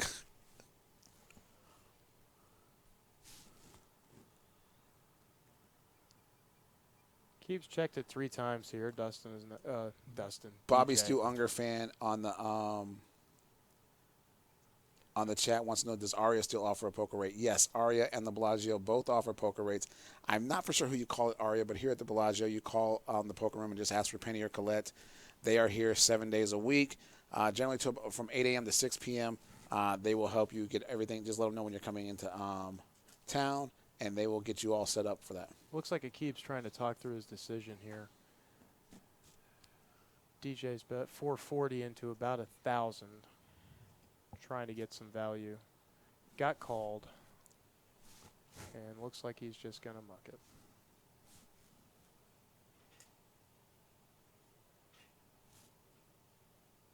Akib was trying to show us his old cards. He was rubbing the reader there. Again, coming up the 22nd and 23rd, we have our Super High Roller Mixed Game Tournaments. 8-game mix, 10K on the 22nd, 25K on the 23rd. It's the precursor to the Players' Championship at the WSOP. Coming out, get ready. Have a good showing in that. You get to free roll the 50K, right, at the WSOP. There you go. You can't lose there. So come on out, have a good time. Daniel Negreanu, actually, our inaugural events, took second in both of them the last time. Ben Lamb, who everybody knows from his WSOP deep run and made the final table, was first the first night, and Daniel Alai was first the second night. Excuse me. And, of course, the Bellagio Cup Poker Tournament. It is July 13th through the 18th, and it's awesome. We run satellites the 13th and the 14th. We actually run satellites up till the 15th. Am I correct on that, Craig? Yeah, the morning of the 15th. The morning of the 15th. It's a hyper. Get in. Yep. Last year, first place was $730,000. I know it's not $8 million for the WSOP, but it's a really nice way to end the summer. Yes. Hitting $750,000. Great way. I believe we're going to hit $1 million this year. I think so. After the success we had in the WPT five diamond, I mean, that was amazing. We had first place $1.9 million, second place was $1.2 million. Amazing turnout last year. We thought we set the record. We found out we tied the record. Is that correct, Craig? Back in, the 791 we had this year. We were told we had the record for the largest 10K WPT ever, just to find out our friends at Commerce had tied that back in 2007. I believe that we will beat that this year. I think so too. In fact, I'll set the line right now. And you know I'm going to lose. All right, I'll set the line. 864. 864 for a 10K buy-in. Yep. Coming up at the 5 Diamond World Poker Classic. Yep. December of this year. 864. Man, that's a good line. It's a good number. I want to get there. I mean, that's about 10% more than what we had this year. Yeah, because last year, what did we have the year before? Do you remember? We went from, I want to say it was 680. 680. So we had about almost. I think we went from 686 is the number that comes off my head to 680 to 791. So 105 players. So we went up about 14%, 15%. Sounds about right.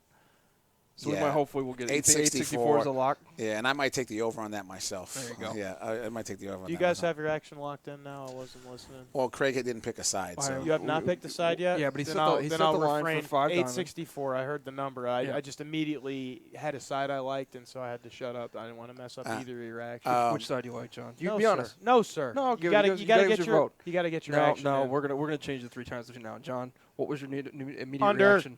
Under why? What we get last year, 700 and change. 791 last year. It's not that far off. 864. Yes. Is the number you proposed. I'm talking about 71 players. Okay, and I'll take under, sir. Wow. Sorry, I can't even count. I think it's a good number. 64 and 9 It might be a great number, players. and like you always say, I hope I lose, but we have. Where's Ryan LaPlante at so we can win this bet? Yeah, we had some bets with him on Twitter. During the 5 diamond, what happened, Dallas? Of course I lost. Of course you lose. Yeah. Keeb just found a way to win the pot with the best hand by bluff. He thought he's bluffing with 7 high, and it just accidentally was the best hand. That's a great feeling. Cute right? little situation. You think you bluffed there, and then you realize in a 3-way spot, and you have 7 high, and it's the best hand. Oops. The buttons are going to be on DJ this hand. That puts Andrew Neeme in the $5 blind. We're talking about Andrew and his vlog and stuff. He says one of the things that he tries to do is be just honest on that vlog. You know, he wants to be as real as possible and talk about who he really is. Like, he thinks that sometimes people get on there and try to pretend to be somebody that they're not, and that's not him. That in social media. So he just really wants to be himself and let people know that poker's They shouldn't be afraid of playing poker. Yeah, it's approachable. Yes. And he wants to educate as many people as possible. Andrew, we're not really happy that you're educating people, but I can understand why you want to do that. This might be an interesting pot here. Cody's in the $2 small blind. And we haven't seen many hands out of Cody tonight, have No. He opens the 2 kings when it folds Tim, and Tim has the ace-jack, flops a gutter, heads up to a flop for $40 a man. Tim was the big winner at one point tonight, but I'm not sure what happened here after the He had DJ ace-king, or set of jacks, the Burke ace-king hand. So DJ and Tim are both up in that stratified. Tim's just going to fold on that flop with the gutter. And then we also talked about people ask if we're going to have nosebleed games, and yes, we will. Not this coming week, but the following week, where we originally said it was going to be 5, 10, 20. I think we're looking probably go higher that last week. Maybe 10, 20, 40, 25, 50, 100. For the stream? So next week we're going to do another 2, 5, 10 game. We found that our players really like the 3-blind game. Yep. You know, they really like our reload cups. You see the cups on the table with the chips in them. Those chips do not play, but anytime you get below the $2,000 cap, you can take those chips out. Once you take them out of the cup, they play. If you coming to hang out with us, hit us at poker@BellagioResort.com. Bring your own cup. Ooh, we got a hand here. DJ's got 9s. He's raised to 50. Cody just flats him with the 10s here. Yeah, it's gone one limper ahead of him. DJ made it 50. Cody flats the button with the 2 10s. Akib comes along with the ace-deuce. We've got a set of 10s against the gutter against the gutter.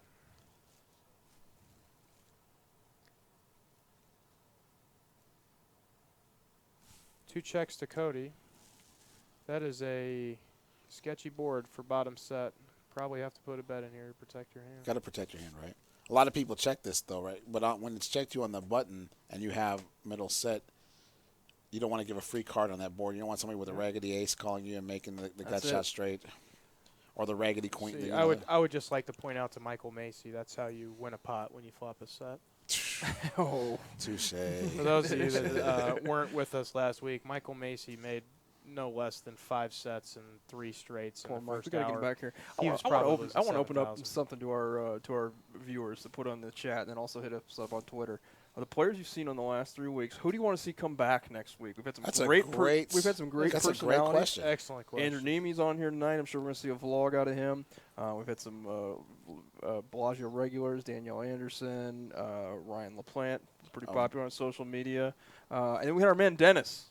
Dennis is welcome. But he just poor Dennis. It was really a tough spot. Got beat up, but he had a lot of fun. He's been hitting us up on social media. So, you guys out there, please let us know who you want to play on there. Maybe we could have the infamous Corey Nebel on the stream again. He played some live streams.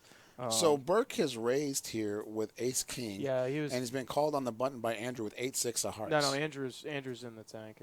Did he? He called. Andrew just 3-bet. He 3-bet him. All right, so snap! It was and Tim wakes up with aces behind. Oh, here we go. So Akib's in the straddle. Burke opens basically under the gun, a 3-bet. Now here's the thing: the last time Andrew did this, it was an open to him on the button, and he 3-bet the 7-5 of hearts. Right. And Tim C, his hand didn't read that time, but he called 4-bet it. Right.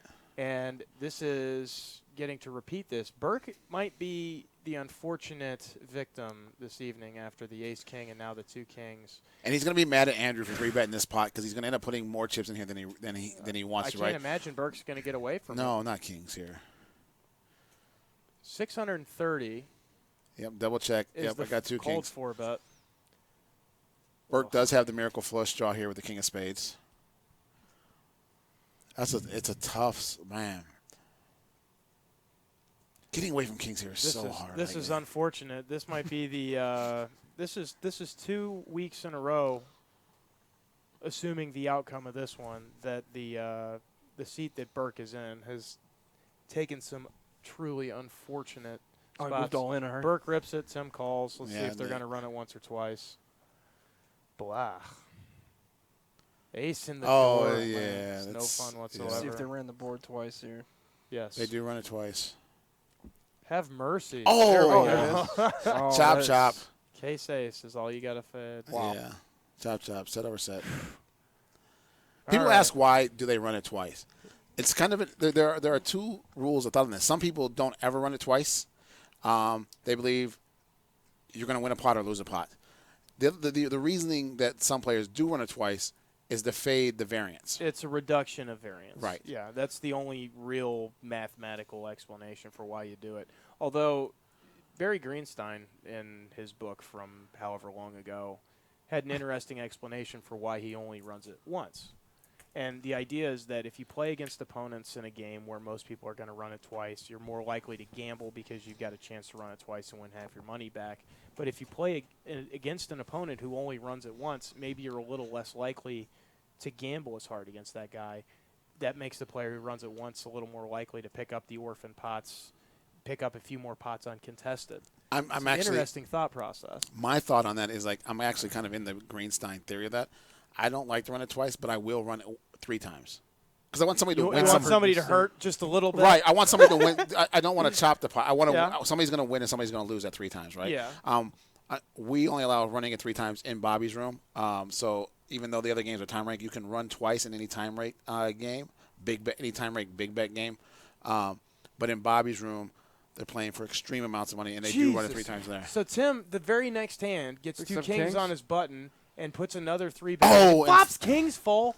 Wow. He can't get paid on this hand, though, right? Unless somebody's got a 10. Well, Oh, DJ's got the mystery hand here. Good grief. It's really tough being Tim Chandon. Yeah. Well, let's just be honest here. He bet the flop. He 3-bet. Honestly, that's it. Here's the thing. You flop kings full. It's very unlikely that this is another fold of the I know you know. It's very unlikely that a guy's going to flop kings full and lead. Right. Right. And so I like the lead there. I do. It's a way to potentially, bloat yourself a big pot. And somebody and there's 3 people behind him. So one of them could very likely have a 10, ace 10, queen 10 suited. Hey, CN Poker, thank you for the comment. For the commentary is on point. CN Poker's breaking hearts to be here tonight. It is. Yeah, It's he's breaking hearts so he can watch the stream. Great. Our Play MGM app, right? You can download that while you're here for the World Series of Poker. If you are geolocated, as Craig likes to say, inside the state of Nevada, there you go. You can make your sports bets. You never have to leave the table. You're short stacked in a tournament. The game's about to start. You don't have to run down there and get blinded out of the tournament just so you can bet your sports bets. Just download the Play MGM app, and you can do it from your table or for anywhere geolocated in the state. Looks like we got Andrew's opened and the hijack has been defended by a key with flop top pair. Andrew picks up a gutter on the turn. It's checked 4 times. Keep checks again. See if Andrew takes there is a possible flush draw, right? That is a 5 of spades. Yeah. Front door flush draw got there. Did you call it a front door flush draw? Yeah, front door flush draw. There's 2 spades on the flop. I get it, but I just had... As compared to if the diamonds got there. Oh, yeah, I understand. It's just a flush draw. Right. When it's the flush draw. Fine. He's trying to come up with something. Too much detail. I apologize. Yeah, Tim C, 5,300. Ho hum, no big deal. It looks like and DJ. Per our graphics, it's a dead heat between DJ and Tim for 5,303. Wow. DJ. Yeah, because DJ won the turned the set of jacks against Burke's ace king that put Burke in a spot where he's kind of forced to call off there. And he really might have thought he had the best hand there. It was the way the hand played out, it wouldn't surprise anybody if he did have the best hand. It's just, he's going to kick himself for betting that river. Yes. He could have just knuckled and been done with it. Did he bet the river or did DJ lead? No. DJ. I think Burke 4-bet it on the button with ace king. Pre-flop, bet right? Flop, bet turn, bet river, called off DJ's check raise shove. Or no, did Burke just shove on the river? I can't remember. I thought DJ opened. The first aggressive action that DJ took post flop was on the river, and that was after he checked.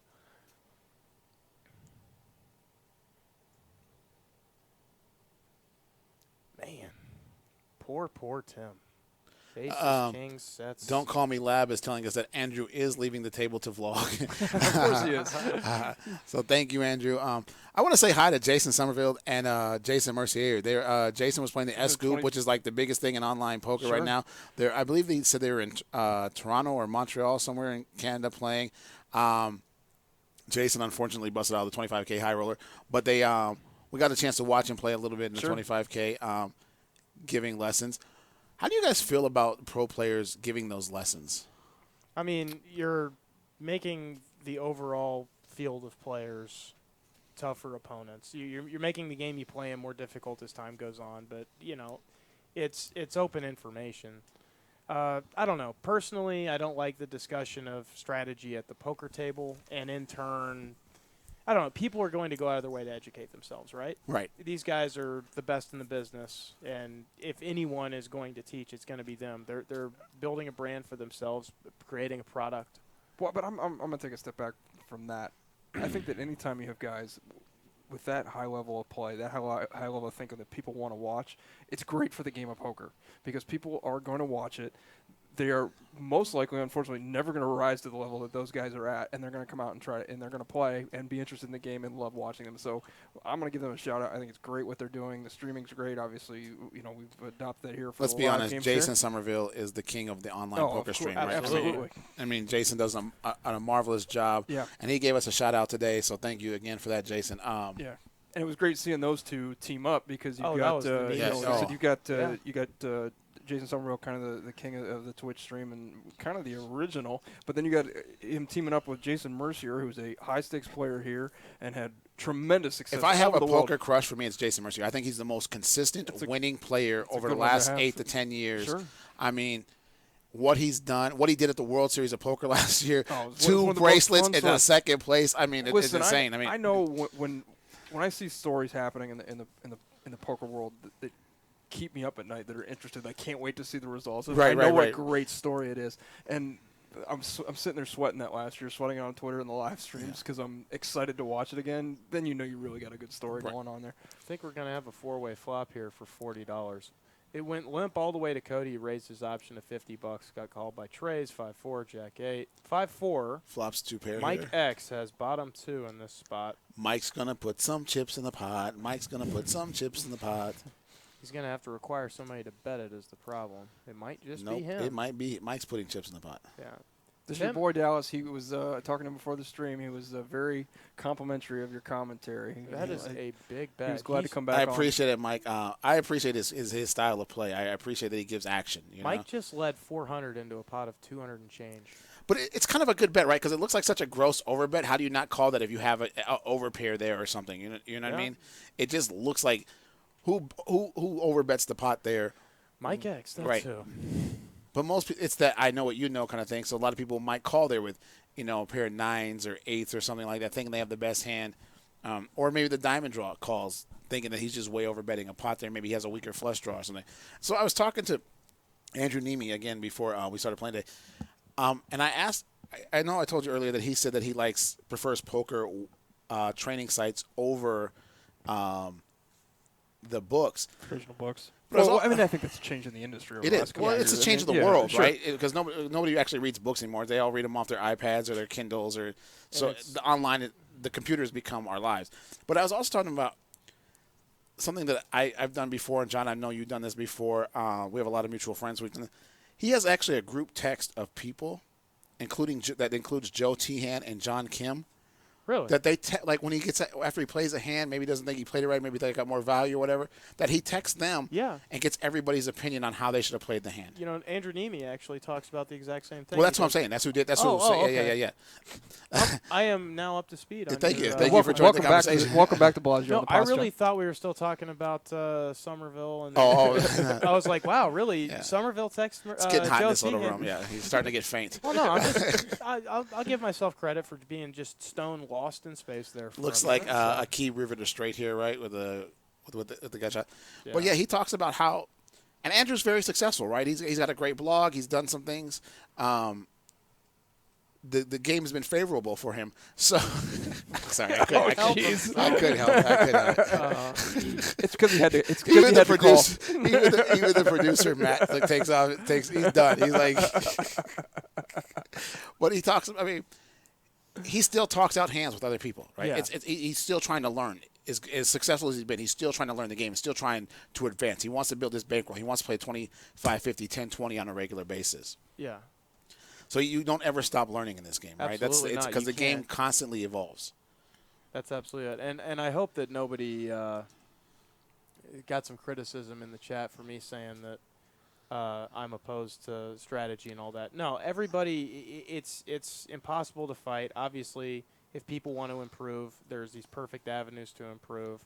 The only thing I'm really not a big fan of is at the table while the game is going on, the discussion of strategy there, or that's why I wear criticism headphones. of play. That's why I wear the headphones. Someone made a good point in the chat. They said, you can give people the roadmap, but they won't put the work in necessarily. Absolutely, that's 100% true. Like, I mean, you have to work at it.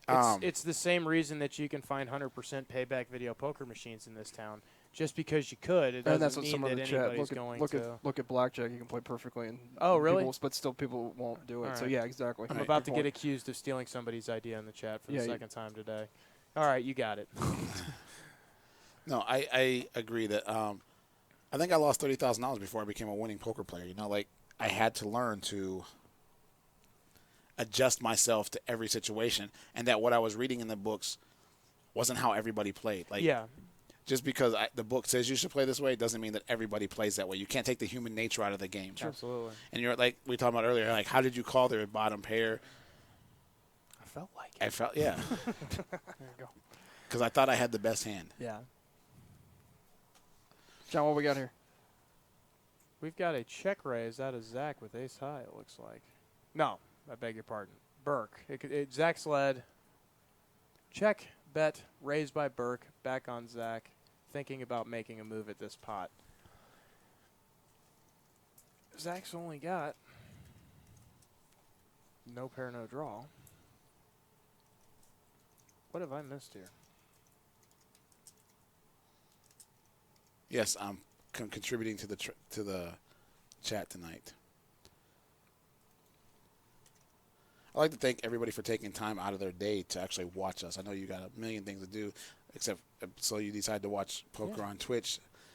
Thank you, guys. So this was what I thought it was originally. Zach check raised the flop with no pair, no draw. Burt calls with the flush draw. They check the turn.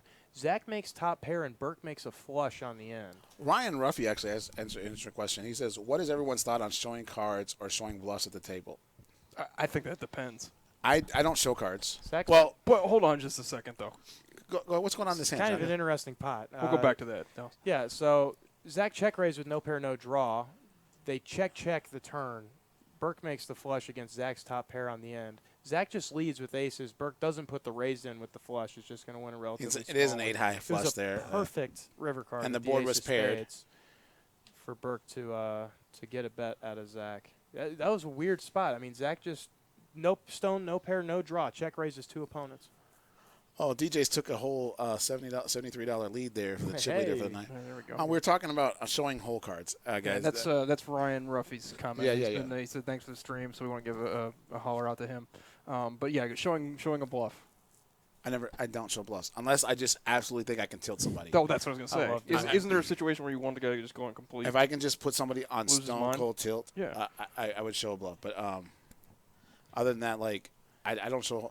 And if I'm playing tournaments, and I play a lot of tournaments, when I first sit down at the table, I'll show 2 or 3 nut hands because I want to develop kind of a tight image that I'm only raising with the nuts there. Sure. Other than that, I don't show anything else. What do you think, John? Do you show cards? I do. Very select spots. I recently played a couple tournaments and found myself in a couple like textbook squeeze play situations, and just knew before it got to me that if nobody 3-bet, I was going to squeeze this pot. And the one time I have the 5-4 offsuit and I squeeze it and pick up the blinds and just show 5-4 offsuit. And the other time I get the same spot. I think I had the ace tray of diamonds and show the tray of diamonds. Both times, the whole table just erupts. But sure. This in that kind of a spot, I think commentary here, but I think it's just a matter of knowing what you've shown and using that to your advantage. Yeah, of course, 100%. That's the thing. Like, obviously, I'm not going to have 5 high the next time. I'll tell you what does drive me crazy, though, back to, like, I hate the poker, is the guy that shows bottom pair and acts like he made a good fold on a 4-card flush board. But he had to call. But he had to call. He had to call. I'm supposed to call. Yeah. I'm supposed to call here with bottom pair and 4 overs and a flush and a straight on the board, but I'm going to lay this down for you. It's an aggressive fold. Yeah. Stop. Just Sonny asked a question, is this Zach kid plays online? He didn't make any claim to playing online, but he does have a coaching website. Yes. And it's justhandspoker.com. Right? I believe you are Yep, correct. just handspoker.com. He does say that he does do some training. He's from Cleveland. No, his hometown is New York. He learned how to play underground in New York and Cleveland. Jack 7 of hearts for Akib. He's raised pre-flop to 60, or he called 60. There was an open to $30 by DJ up front with Ace King. So he Jack's whiffed. Akib into 2 opponents just led for $60 and got called by Cody with the open ended. This is interesting because if Zach can't make 2 pair here, right? Or Akib, I'm sorry, can't make 2 pair here because he's losing the pot. The guy makes either the nuts or the nuts minus the flush. Keeb's gone bet here. Cody's kind of in the tank here. He's got the open ender. Yeah. What's the bet is 170 to a pot of 387, so the well, pot it's is 170 3 plus including, 3. so it's like 220 change is the pot.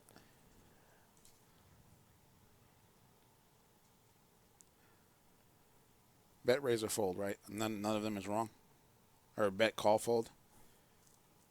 Oh, like Cody's options in this spot? Yeah. I mean, none of it's a bad decision here, No. right? I mean, he's not really getting the odds for to have to call for the straight draw. And if he calls, it's reasonable. If he raises there, maybe he thinks Akib's weak because Akib's shown some weak hands, some ace-high hands. Maybe he thinks he can take the pot down. It's very possible. Again, we have the Billboard Music Awards coming, and it's May 21st, right? Mm-hmm. True story. I have 2 Billboard Music Awards. Really? Come Yes. on. Really? Who'd you steal it from? No. The Billboard Music Awards, for those of you who don't know, I have a radio show here in Las Vegas.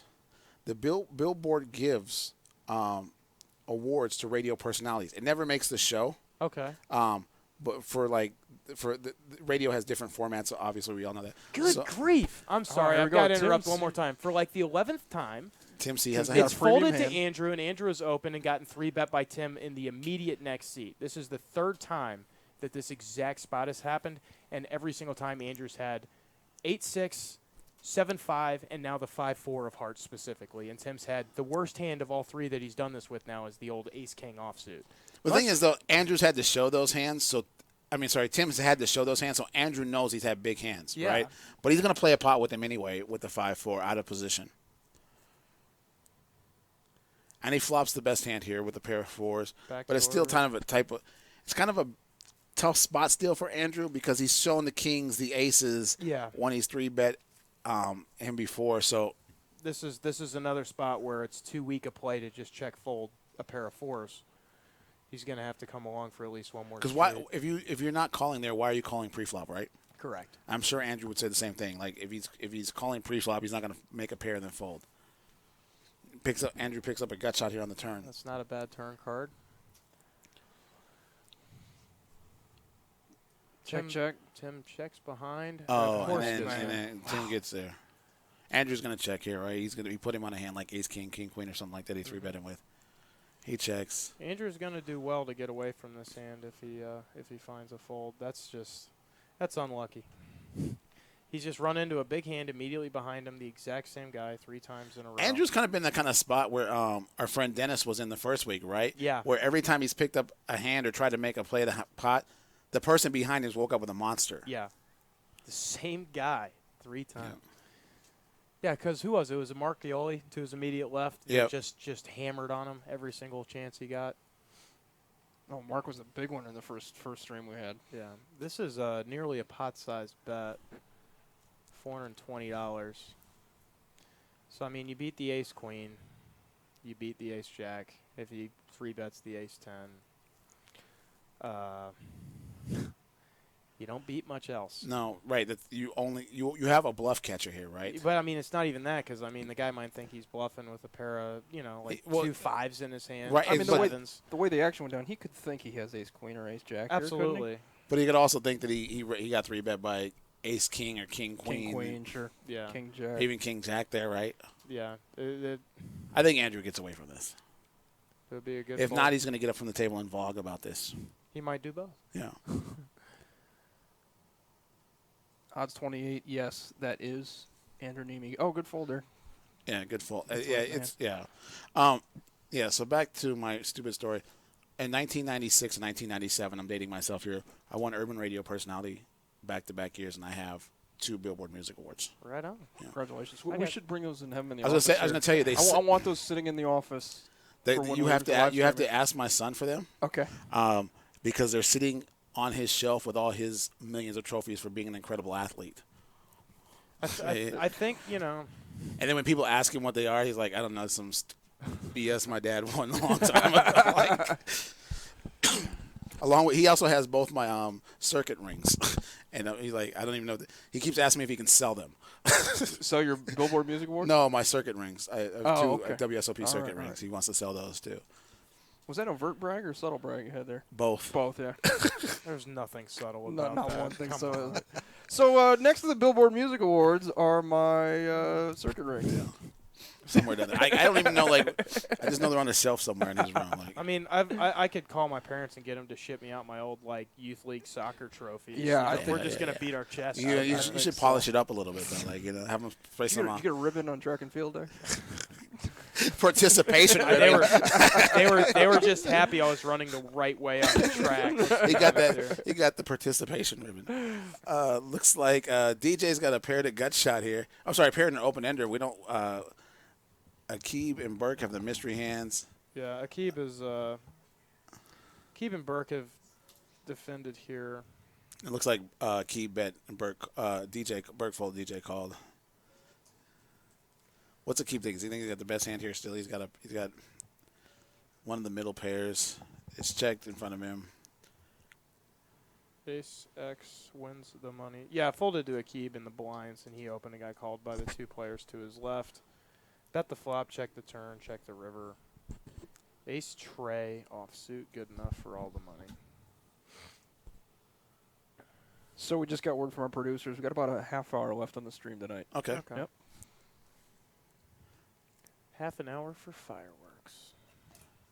We do not tell the players though, like they only have a half hour left, so like we don't do anything Well, to try and they can keep playing. We're never going to stop a game in progress. Right, and so they continue to play after we're off the stream, but no, we don't give them that information because we don't want the action to change or anything like that. You know, I think on some of the other streams, they on occasion do let them know, hey guys, this is going to be the last hand in case you just want to funnel a bunch of money PB and 4-bet jam. We are not having RFID issues tonight. We're actually having players putting their cards on the RFD reader issues tonight. Card location problem. Yes, we're not having our RFD readers are actually working very fine tonight. Maybe we missed that in our tutorial before we started the game tonight. But I kind of like having the mystery hands here every once in a while.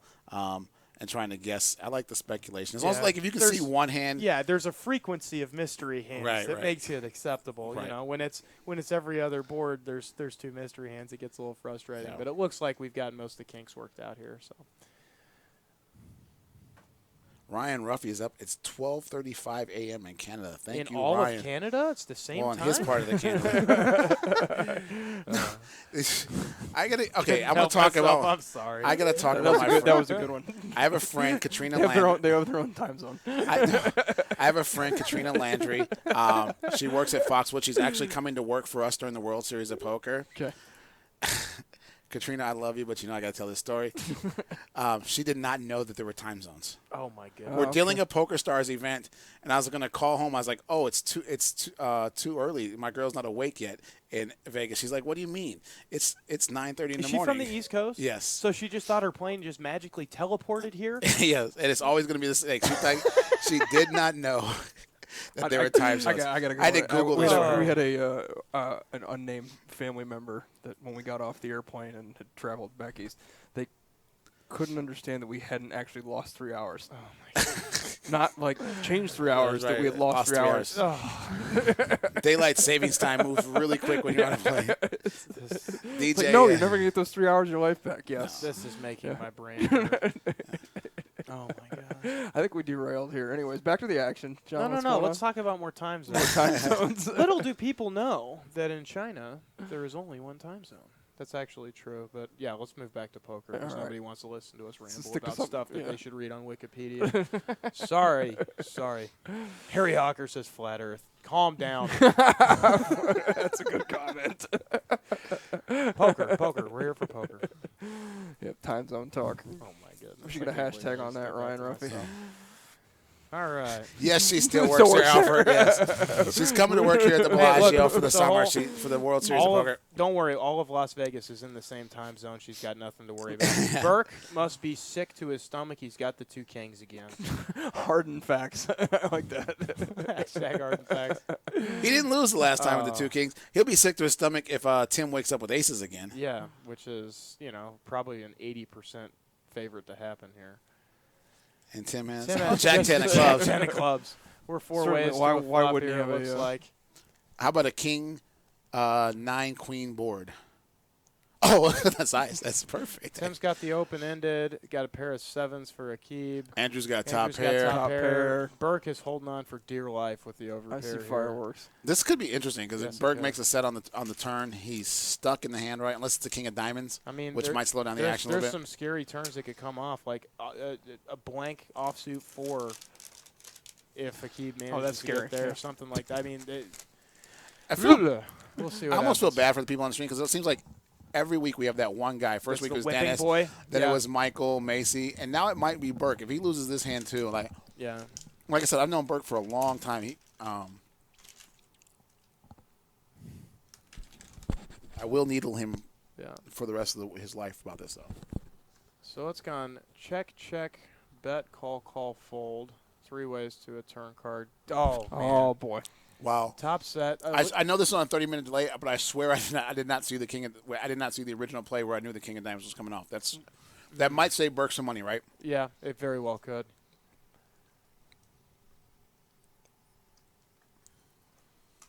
It's gone 2 checks to Burke with the old top set.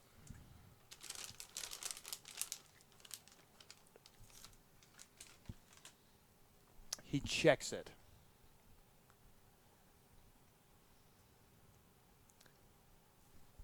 Does he still think he has the best hand here now? He's beat by Jack 10. He's beat by diamonds. He's beat by a new straight draw that comes in. Is that a $320 bet? It's 320 into about 600, 650. He's going to get out of this pot for cheap, I think. So this is the check back that he should have had with the ace-king. Andrew gets out of the way properly with the queen there. Wow. Poor Burke is getting tattooed. That's the same seat Michael Macy sat in last week. And just so everybody knows, we draw for seats at the beginning of the night.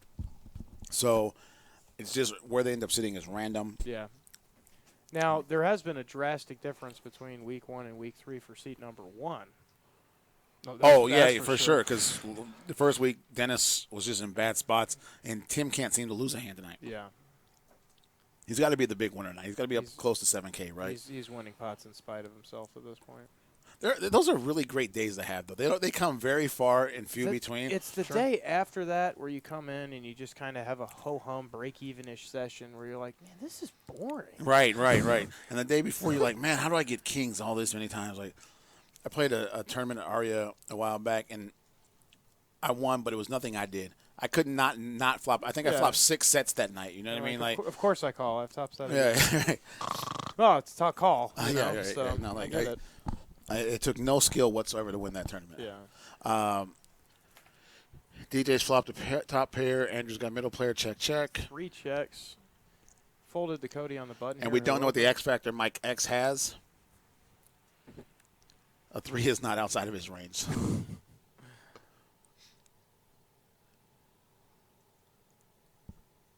Yes, Ryan, Tim is running very hot. He should go to the pit and start making $200 bets on roulette. Why only 200? Right. He's up 5K. Should get at least all of that in on zeros, right? River checks through. DJ's got the best hand with the aces up for the small pot.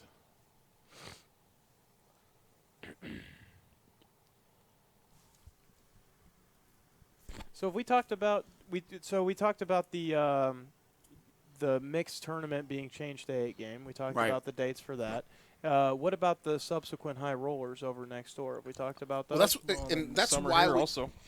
People always say, well, why do you guys play tournaments on Monday, Tuesday? Well, the reason we play tournaments on Monday, Tuesday is because the players want them on Monday, Tuesday, because the 25, 50, and 100K no limit high rollers are at Aria on Thursday, Friday, Saturday. So they come in, you can play the 10K, the 25K, take a day off, get your mind right, and then go back to playing the 25, 50, 100 events over at Aria. So, yes, they're scheduled like that on purpose. Aria is our sister property, as everybody knows. We try to coordinate with them as much as possible. Quite frankly, there's enough poker to go around between the two of us. Yes, sir. And we are the two busiest rooms in town.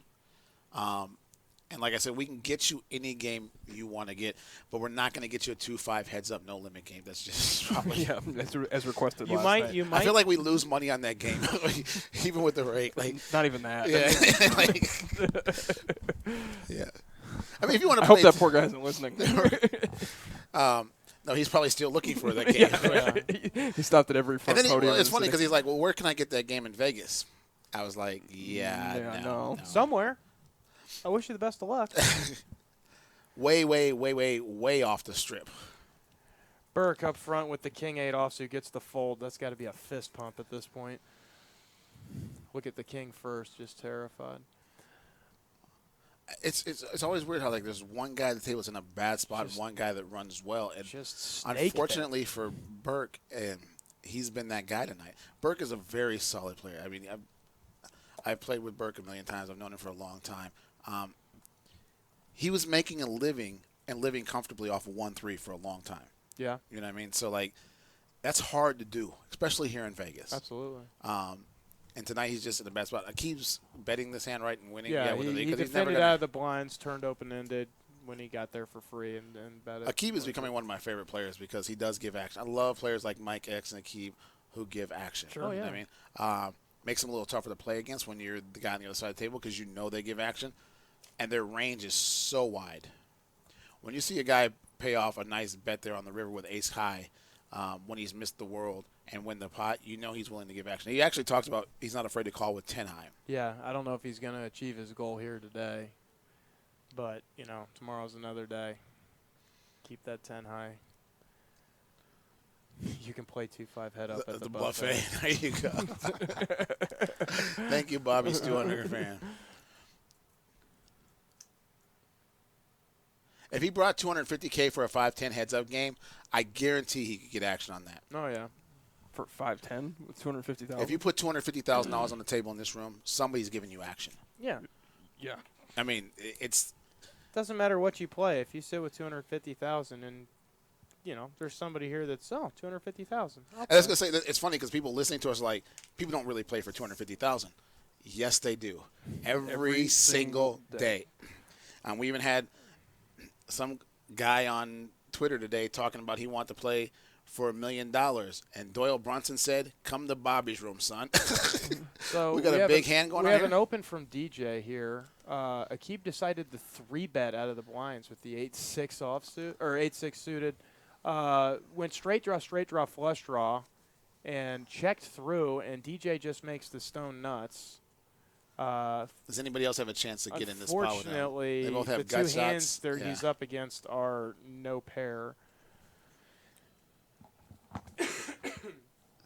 Yeah, so like, people think it's weird. If you want to play for $1 million, like Doyle Brunson said on Twitter, come to Bobby's room. Yeah, I got you. That's one of my favorite Doyle Brunson quotes right now. He's like, "Yeah, I got it." So good question on the stream. What's the reasoning for not allowing players to use cell phones at the broadcast? We're not allowed the players to use their cell phones while they're on the live stream. Right. That is just because we got our RFID electronic table out there, and we wouldn't want anyone to feel uncomfortable that that wasn't safe. We vetted out that it is. And we have, like we talked about earlier tonight, there's Nevada Gaming Commission who makes rules and regulations that we have to follow, and that is one of their rules and regulations. And that's just not for us. That is also for WPT tables. It's for the WSOP. Sure. They do. And that's not for our benefits for the players. It's for the players' benefit. They want the best interest of the game. They don't want there to be an opportunity for something to look fishy or anything like that. Sure. So in order to just not be put in that position, they say you can't do it. Key's got an ace-7 of hearts. Cody's got a pair of sevens. Sevens are probably good on this board. Yeah, Cody 50% of the time. Cody opened and Akib defended 10-10 jack flop. And Akib doesn't like the fold. Checking. But he's going to fold? No. Facing a $70 bet. It looks like he's teeing up a raise here. It looks like he has a raise. It's a small-ish raise. Looks like 170 or so, maybe 200. Looks like I think it's 170, right? 180. 180. So that's 110 more. Small check raise with the no pair. It's kind of an interesting spot for Cody, right? Because Aqib flatted or Aqib opened? No. Aqib defended in the blinds. Yeah. Cody basically under the gun opened 2 sevens to 40. There's a lot of hands there that Aqib would check raise with, like king, queen. That is a bet 3-bet out of Cody with 2 Great sevens. play. Wow. Great play. 410. There's another small raise, so it's 180 to 410. And based on what I mean, I doubt Aqib and Cody have ever played together before, but based on what we've seen tonight, I mean, Cody's probably got a pretty tight image at the table, no? Right. I called that a 4-bet, excuse me. That's bet 3-bet that Cody has done with the 2 sevens on this flop. Good play by Cody. Good play. There's a lot of, like I said before, there's a lot of hands that Aqib would have made that play with. King, queen, 8, 9, any flush draw. Yeah, I mean, like, yeah. Well played. Well played. HBZ for life, use your fingers. What if I want to calculate on my cell phone calculator the number of big ones I have in a tournament? Use your fingers. Maybe we'll talk to the gift shop into starting to sell a slide rule. Make slide rulers great again? Somebody on the table looked like Aaron Rodgers. Alfred is saying that we got Phil Locke and Aaron Rodgers tonight. Who's the Aaron Rodgers? Oh, I think that Andrew Neeme looks like Aaron Rodgers. Oh, now that you say it up, he does look like Aaron Rodgers. Yeah. Well, there was like his little headshot on his YouTube channel, like his little thumbnail. Right. He's got some 5 o'clock shadow, couple days worth of growth, and it looks like playoff Aaron Rodgers. Zach has my favorite hand, and he's raised on the cutoff with the 10-8 of diamonds. Did it keep calling with queen 6 of clubs there? Yes, he did. Be rude not to. So it looks like the $20 straddle was on, and everybody else is going to get out of the way to the $70 raise. And for those of you who don't know, at the Bellagio, we do allow you to straddle a straddle and straddle the straddle of the straddle. If there's dead money to your right, dealt before the cards are dealt, look at this. Gutter and Aqib just happens to decide to call with the suited queen and flop top and bottom pair. Of course, Zach does the right thing. It's continuations, bet his gut shot. Yeah. Getting Aqib just flats. called with 2 pair. Our group chat makes fun of him all the time for looking like Aaron Rodgers. That's another counterfeited 2 pair. And the flush got there, so it's going to be hard for Zach to continue in this hand. He checks.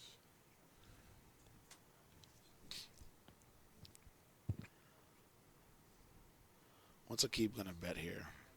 Looks like about 250. Lets it go immediately. Bet and take it. Yeah, so like we were talking. So if the blinds are 2 and 5, somebody can go 10, then 20, then 40, 80, 160, 320. I think it's 640 around the table, right? To get. You need 6 straddles to get to the. So it's 6 is 6 straddles. The 6 straddle 10. would be the button in a 9-handed game, right? All right. So 10. No, the 7th. I'm 7th straddle. Yeah. So here we go. 10, 20, 40, what are you 80, guys talking about? We're talking about 160, 320, 640. You can 640. straddle in a 2-5 game if it's straddled in front of you. The straddle's more than the maximum buy-in. How sick is that? I never even thought about that. We might want to make the maximum buy-in 650 then. Yeah. That reminds me of the Parliament Omaha game that went on next door 2 summers ago. That was 100, 200, 400, 1,000, 2,000 is what the game ended up being for the second day straight that it ran. Ho-hum, no big deal. Ho-hum, yeah. 1, 2, 4, 1, 2. So Aqib's defended in the blinds again with the king 9. Cody has gotten more and more active as the night has gone on here.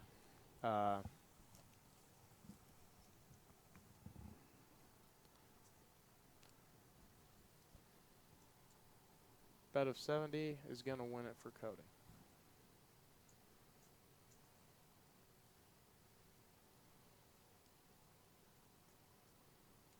So again, we got about Dallas, 10 minutes left on the stream tonight? Yeah.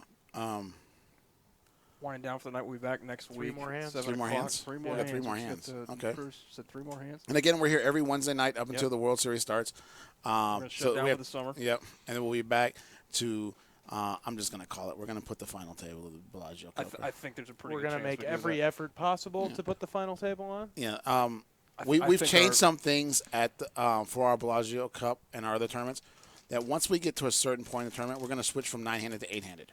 All games really? in Bellagio are 9-handed, but once we get to the money, we will play 8-handed in the Bellagio Cup and the 5-diamond from now on. That's great. It is. It's going to create a lot more action in the game. As you see, like, can we get a 3-blind tournament? Hold on. Guess what? Once again. Now, fortunately, Andrew didn't open this one, but it goes open. Andrew calls. Tim's got the worst of his range, the 2 jacks. I was going to say he's got to flop a set of jacks here, right? All right, Andrew's got top pair. Oh, I used to say run like Mercier, and now I like to say run like Tim C tonight. Andrew's picked up the second nut flush draw. He's got a gut shot, a flush draw against the set here. We might see some action. So Zach opened, got called by 2 spots. The flop checked around, and now Tim is led on the turn for. And Zach has the mystery hand here. That's a raise from Zach with the mystery hand to $200. Andrew's got an interesting spot here now. It's gone bet raise with the top pair and the second nut flush draw. Zach could be doing this with a pretty wide range of hands. I'm betting the pair and a straight draw. Andrew just lets it go. It's a pretty disciplined fold. Yeah, Tim's in a spot here, right? There's a lot of hands that beat him right here. He's just going to flat the 200. Yeah. Neeme can't get a break from this guy. That is correct. 5 hearts. Break on the river. Check, check. Zach, he's going to show us 3 the jacks. jacks are going to be good. And Zach is like, does this guy ever lose a hand? This guy. No kidding. Last week we talked about Fedor and talking about a guy that never loses a hand. Have you seen the YouTube clip of all of his big hands in final tables of tournaments? Is it all like come from behind victories? He just never lost a flip. Yeah. Not necessarily like come from behind. He never loses a flip at a 50, final 50, table. 55, 45, 60, 40, winner, winner, winner. Yeah, he doesn't lose. It's amazing. Getting a beautiful look at it. Look, we got a lot of games. It's busy tonight. It's Wednesday night in Las Vegas. Last night was ridiculously busy for a Tuesday night. It is May. We are ramping up to the. It is that season. time. Yep. Yes. You can feel the rumblings of the undercurrent right now. Yeah. Over the weekend, we had the Kentucky Derby. We had the fight. We had Mother's Day's coming up this weekend. These are all really big weekends in Vegas for tourists. Burke's got queens. Poor guy. Can he possibly win this one? He's got the ace-jack, king-jack behind him. DJ's elected to just call Burke's open with the ace-jack. Andrew looks like he's raising. That is a 3-bet. Going to fold back to Burke. He's going to put more chips in here, right? Andrew's just glad that Tim didn't 3-bet him or 4-bet him. How Tim didn't have. This should just be a misdeal since Tim didn't have the 2 aces here, right? Right. Yeah. Going to have to call the floor on this one. Burke's doing the sizing up of stacks. How much I want to get in here. Andrew is raising with the worst hand here. And Burke just folds. He doesn't want to play a huge pot. No, Burke call. I'm sorry, calls. Flats, yeah. Yeah, he doesn't want to play a big hand with queens pre-flop, They're gonna be even though he does have position. DJ folded the ace-jack. The 3 spades? Yeah, 3 spades, king of spades against the queen of spades. This is a tough spot for Burke, right? He has the best hand now, but what does he do if a spade comes off on the turn or river? At least he's in position. Right. He might be able to get a free turn or a free river. And if he bets, Andrew's probably calling here with the king of spades? Oh, check, check. That's an interesting check back by Burke there, right? I think it's going to get a bet out of Andrew on the turn here. Very well could. We might get to a river for $415, though. If we do, I think the chat's going to go crazy on the lack of action in this hand. There we go. Andrew's he's betting the king high flush draw here. 220. 190. Andrew looks sad. Burke is always scared. 190 and a call. 800 going into the river. King on the river. Ace of spades. 5 of spades. 5 spades. Number. This is a bad Burke. He's our snake-bitten guy tonight, right? He's probably paying off any reasonable bet that Andrew makes.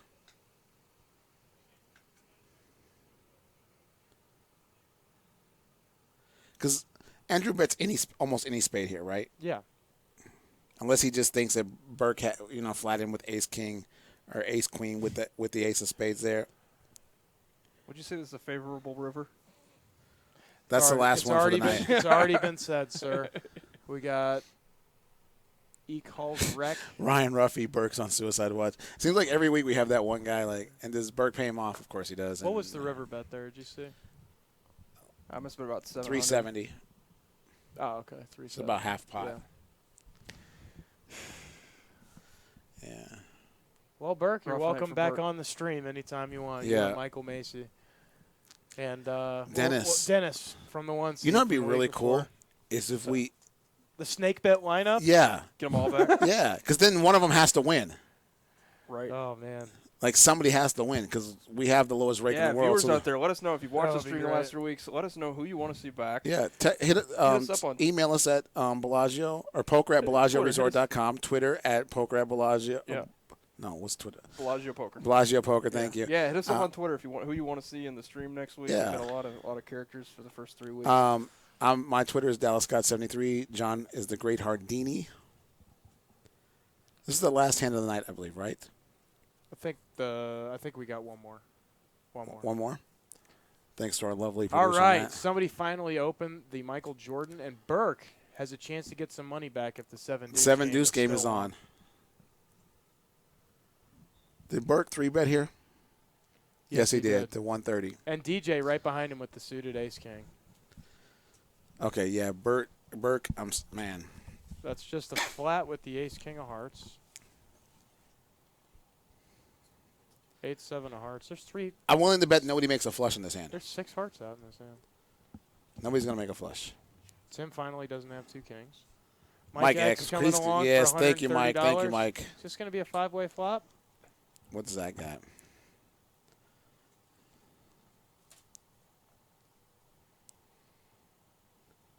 He's tanking here. He might have.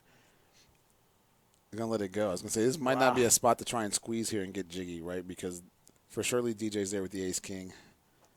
I'm rooting for Burke in the 7-deuce here. Just 5 ways to a flop. Three hard hands. Yeah, 2 spade hands. He could win a big pot off Mike X here.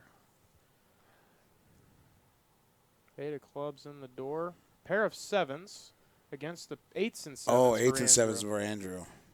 And Mike X has the gutter. Burke's got a continuation bet here, right? Because he has to win the pot with the 7-deuce to pick up the $350. It's hard to lead with bottom pair into 4 opponents. But the only person behind him is DJ, and it's been checked to him. Yeah. No, Andrew's on the button, so there's 2 behind. Oh, I'm sorry. And Andrew has he has a 7-8. Andrew's the one who flopped the 2 pair. Yeah, this is a bad spot for Burke again tonight. I'm going to. I DJ am just bang gets midgets. Yes, it is favorable again. The GOAT. I give up here if I'm Berkey. It's a 7-deuce game is on, though, Yeah, it's Ryan. $350 if he wins the pot with 7-deuce showdown or not. Worst possible situation here for Burke is that he makes the deuce or the 7 on the turn, right? That's affirmative. Andrew just flats with bottom 2. Heads up to a turn and a $1,400 pot. Maybe Burke can get a scare card out of here, like a 9 or a 10. Oh, there you go. Yeah, perfect. There's your 9. Maybe he can fire here, and Andrew will give up with the 8-7. Yo, Jason, is that Jason from Atlanta?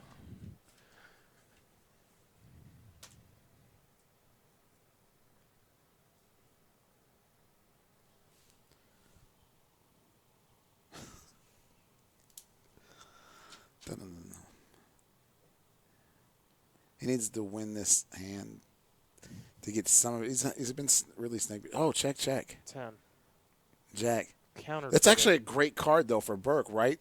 Because it counterfeits. There is no great card for Burke. No, because he can bet here to represent the Jack, and Andrew can't call him here because he. That's very possible. You know what I mean? He could lead. You can't pray that your opponent is counterfeited, but you got to figure that the 7-deuce can't be the. I don't know. It looks like Burke just checked there. Bet it. I don't know. Burke gave it up, huh? I think he checked. I'm not 100% sure, but I thought he checked. Yeah, the Burke graphic shows check. So. Yeah. Ugh. Yeah, he did have a pot-sized bet left. That would be an interesting river to just rip the 1,400 in on. 8s. 8s are going in the pot. Yeah, Burke probably could have won that with any other bet. and picked up a $350 to make it. Looks like he's is Burke reloading there? He is. He didn't use a reload cup. He's using the reload pocket. But if you notice the cups on that table, he's more traditional. He's more traditional. We have the reload cups. The chips in the cups do not play until they come out of the cup. Max buy-in for tonight was $2,000. It's a 2-5-10 game. Next week, we'll also have a 2-5-10 game. The following week, we thought it was going to be 5-10-20, but it's going to get kicked up somewhere. We're looking to kick it up. Yeah. So last hand of the night, right, Dallas? Right. Last hand of the night. I think that I'm going to just say that Tim wins because he's won almost every. If he comes in the pot, he's winning the hand, right? Like, Jason, if you come out to Vegas, come to the Bellagio Poker Room, come and find me. It'd be good to see you, bud. Sean Mack showed up tonight. Sean is the director of poker operations over at Aria. Again, I talked about they have the 2 best tournaments a day. They're 1 p.m. and 7 p.m. tournaments. Sean, we'll give a shout out to your summer schedule, your WPC 500, your high rollers that you occasionally run. Burke's got 8s in his hand. Non-stop pairs. All right, Andrew's got suited hearts again. Let's see. Nope, just lets it go. Nope, that's it. Oh, Tim doesn't have aces. 8's against the queen 8. Mike lets it go. And Zach has suited ace, ace 10. Ace 10, ace deuce, 3 ways to a flop. Of course, there's an ace on a flop. How could he possibly not let them both flop a pair? Yeah. Andrew would have had a big flop here. He had the king 5 of hearts. Akib's got the pair in the gutter, and Zach's got the best hand with the 10. Burke is just like, I'm done. Zach's calling here with ace 10, right? Unless the check raise. Or raising. Nice. Yep, 60 to 200, and the call heads Key up beats to the him turn. in the pot. Snap call. 7 of clubs. Does very little. 8-6. 6 tray. $340 bet after the check raise and a quick call from Akib. King of clubs. Doesn't really. Check. Yeah. Check. Check behind. All right, guys. We'd like to thank you again for coming out to Bellagio Poker on the Strips and hanging out with us tonight. Again, if you're coming to Las Vegas, give us a call in the poker room. Ask for Penny and Colette. They can get you hooked up with your poker rates. The Bellagio Cup is our next major tournament, July 13th through the 18th. Hit us on Twitter at Bellagio Poker, at Dallas Scott 73, The Great Hardini. My name is Dallas Scott. That's my co-host, John Harden, and the Director of Poker and Race and Sportsbooks, Mr. Craig Lump. Thanks for having us, or thanks for joining us this time, We'll see you guys. next week. See you guys next week. Thank you.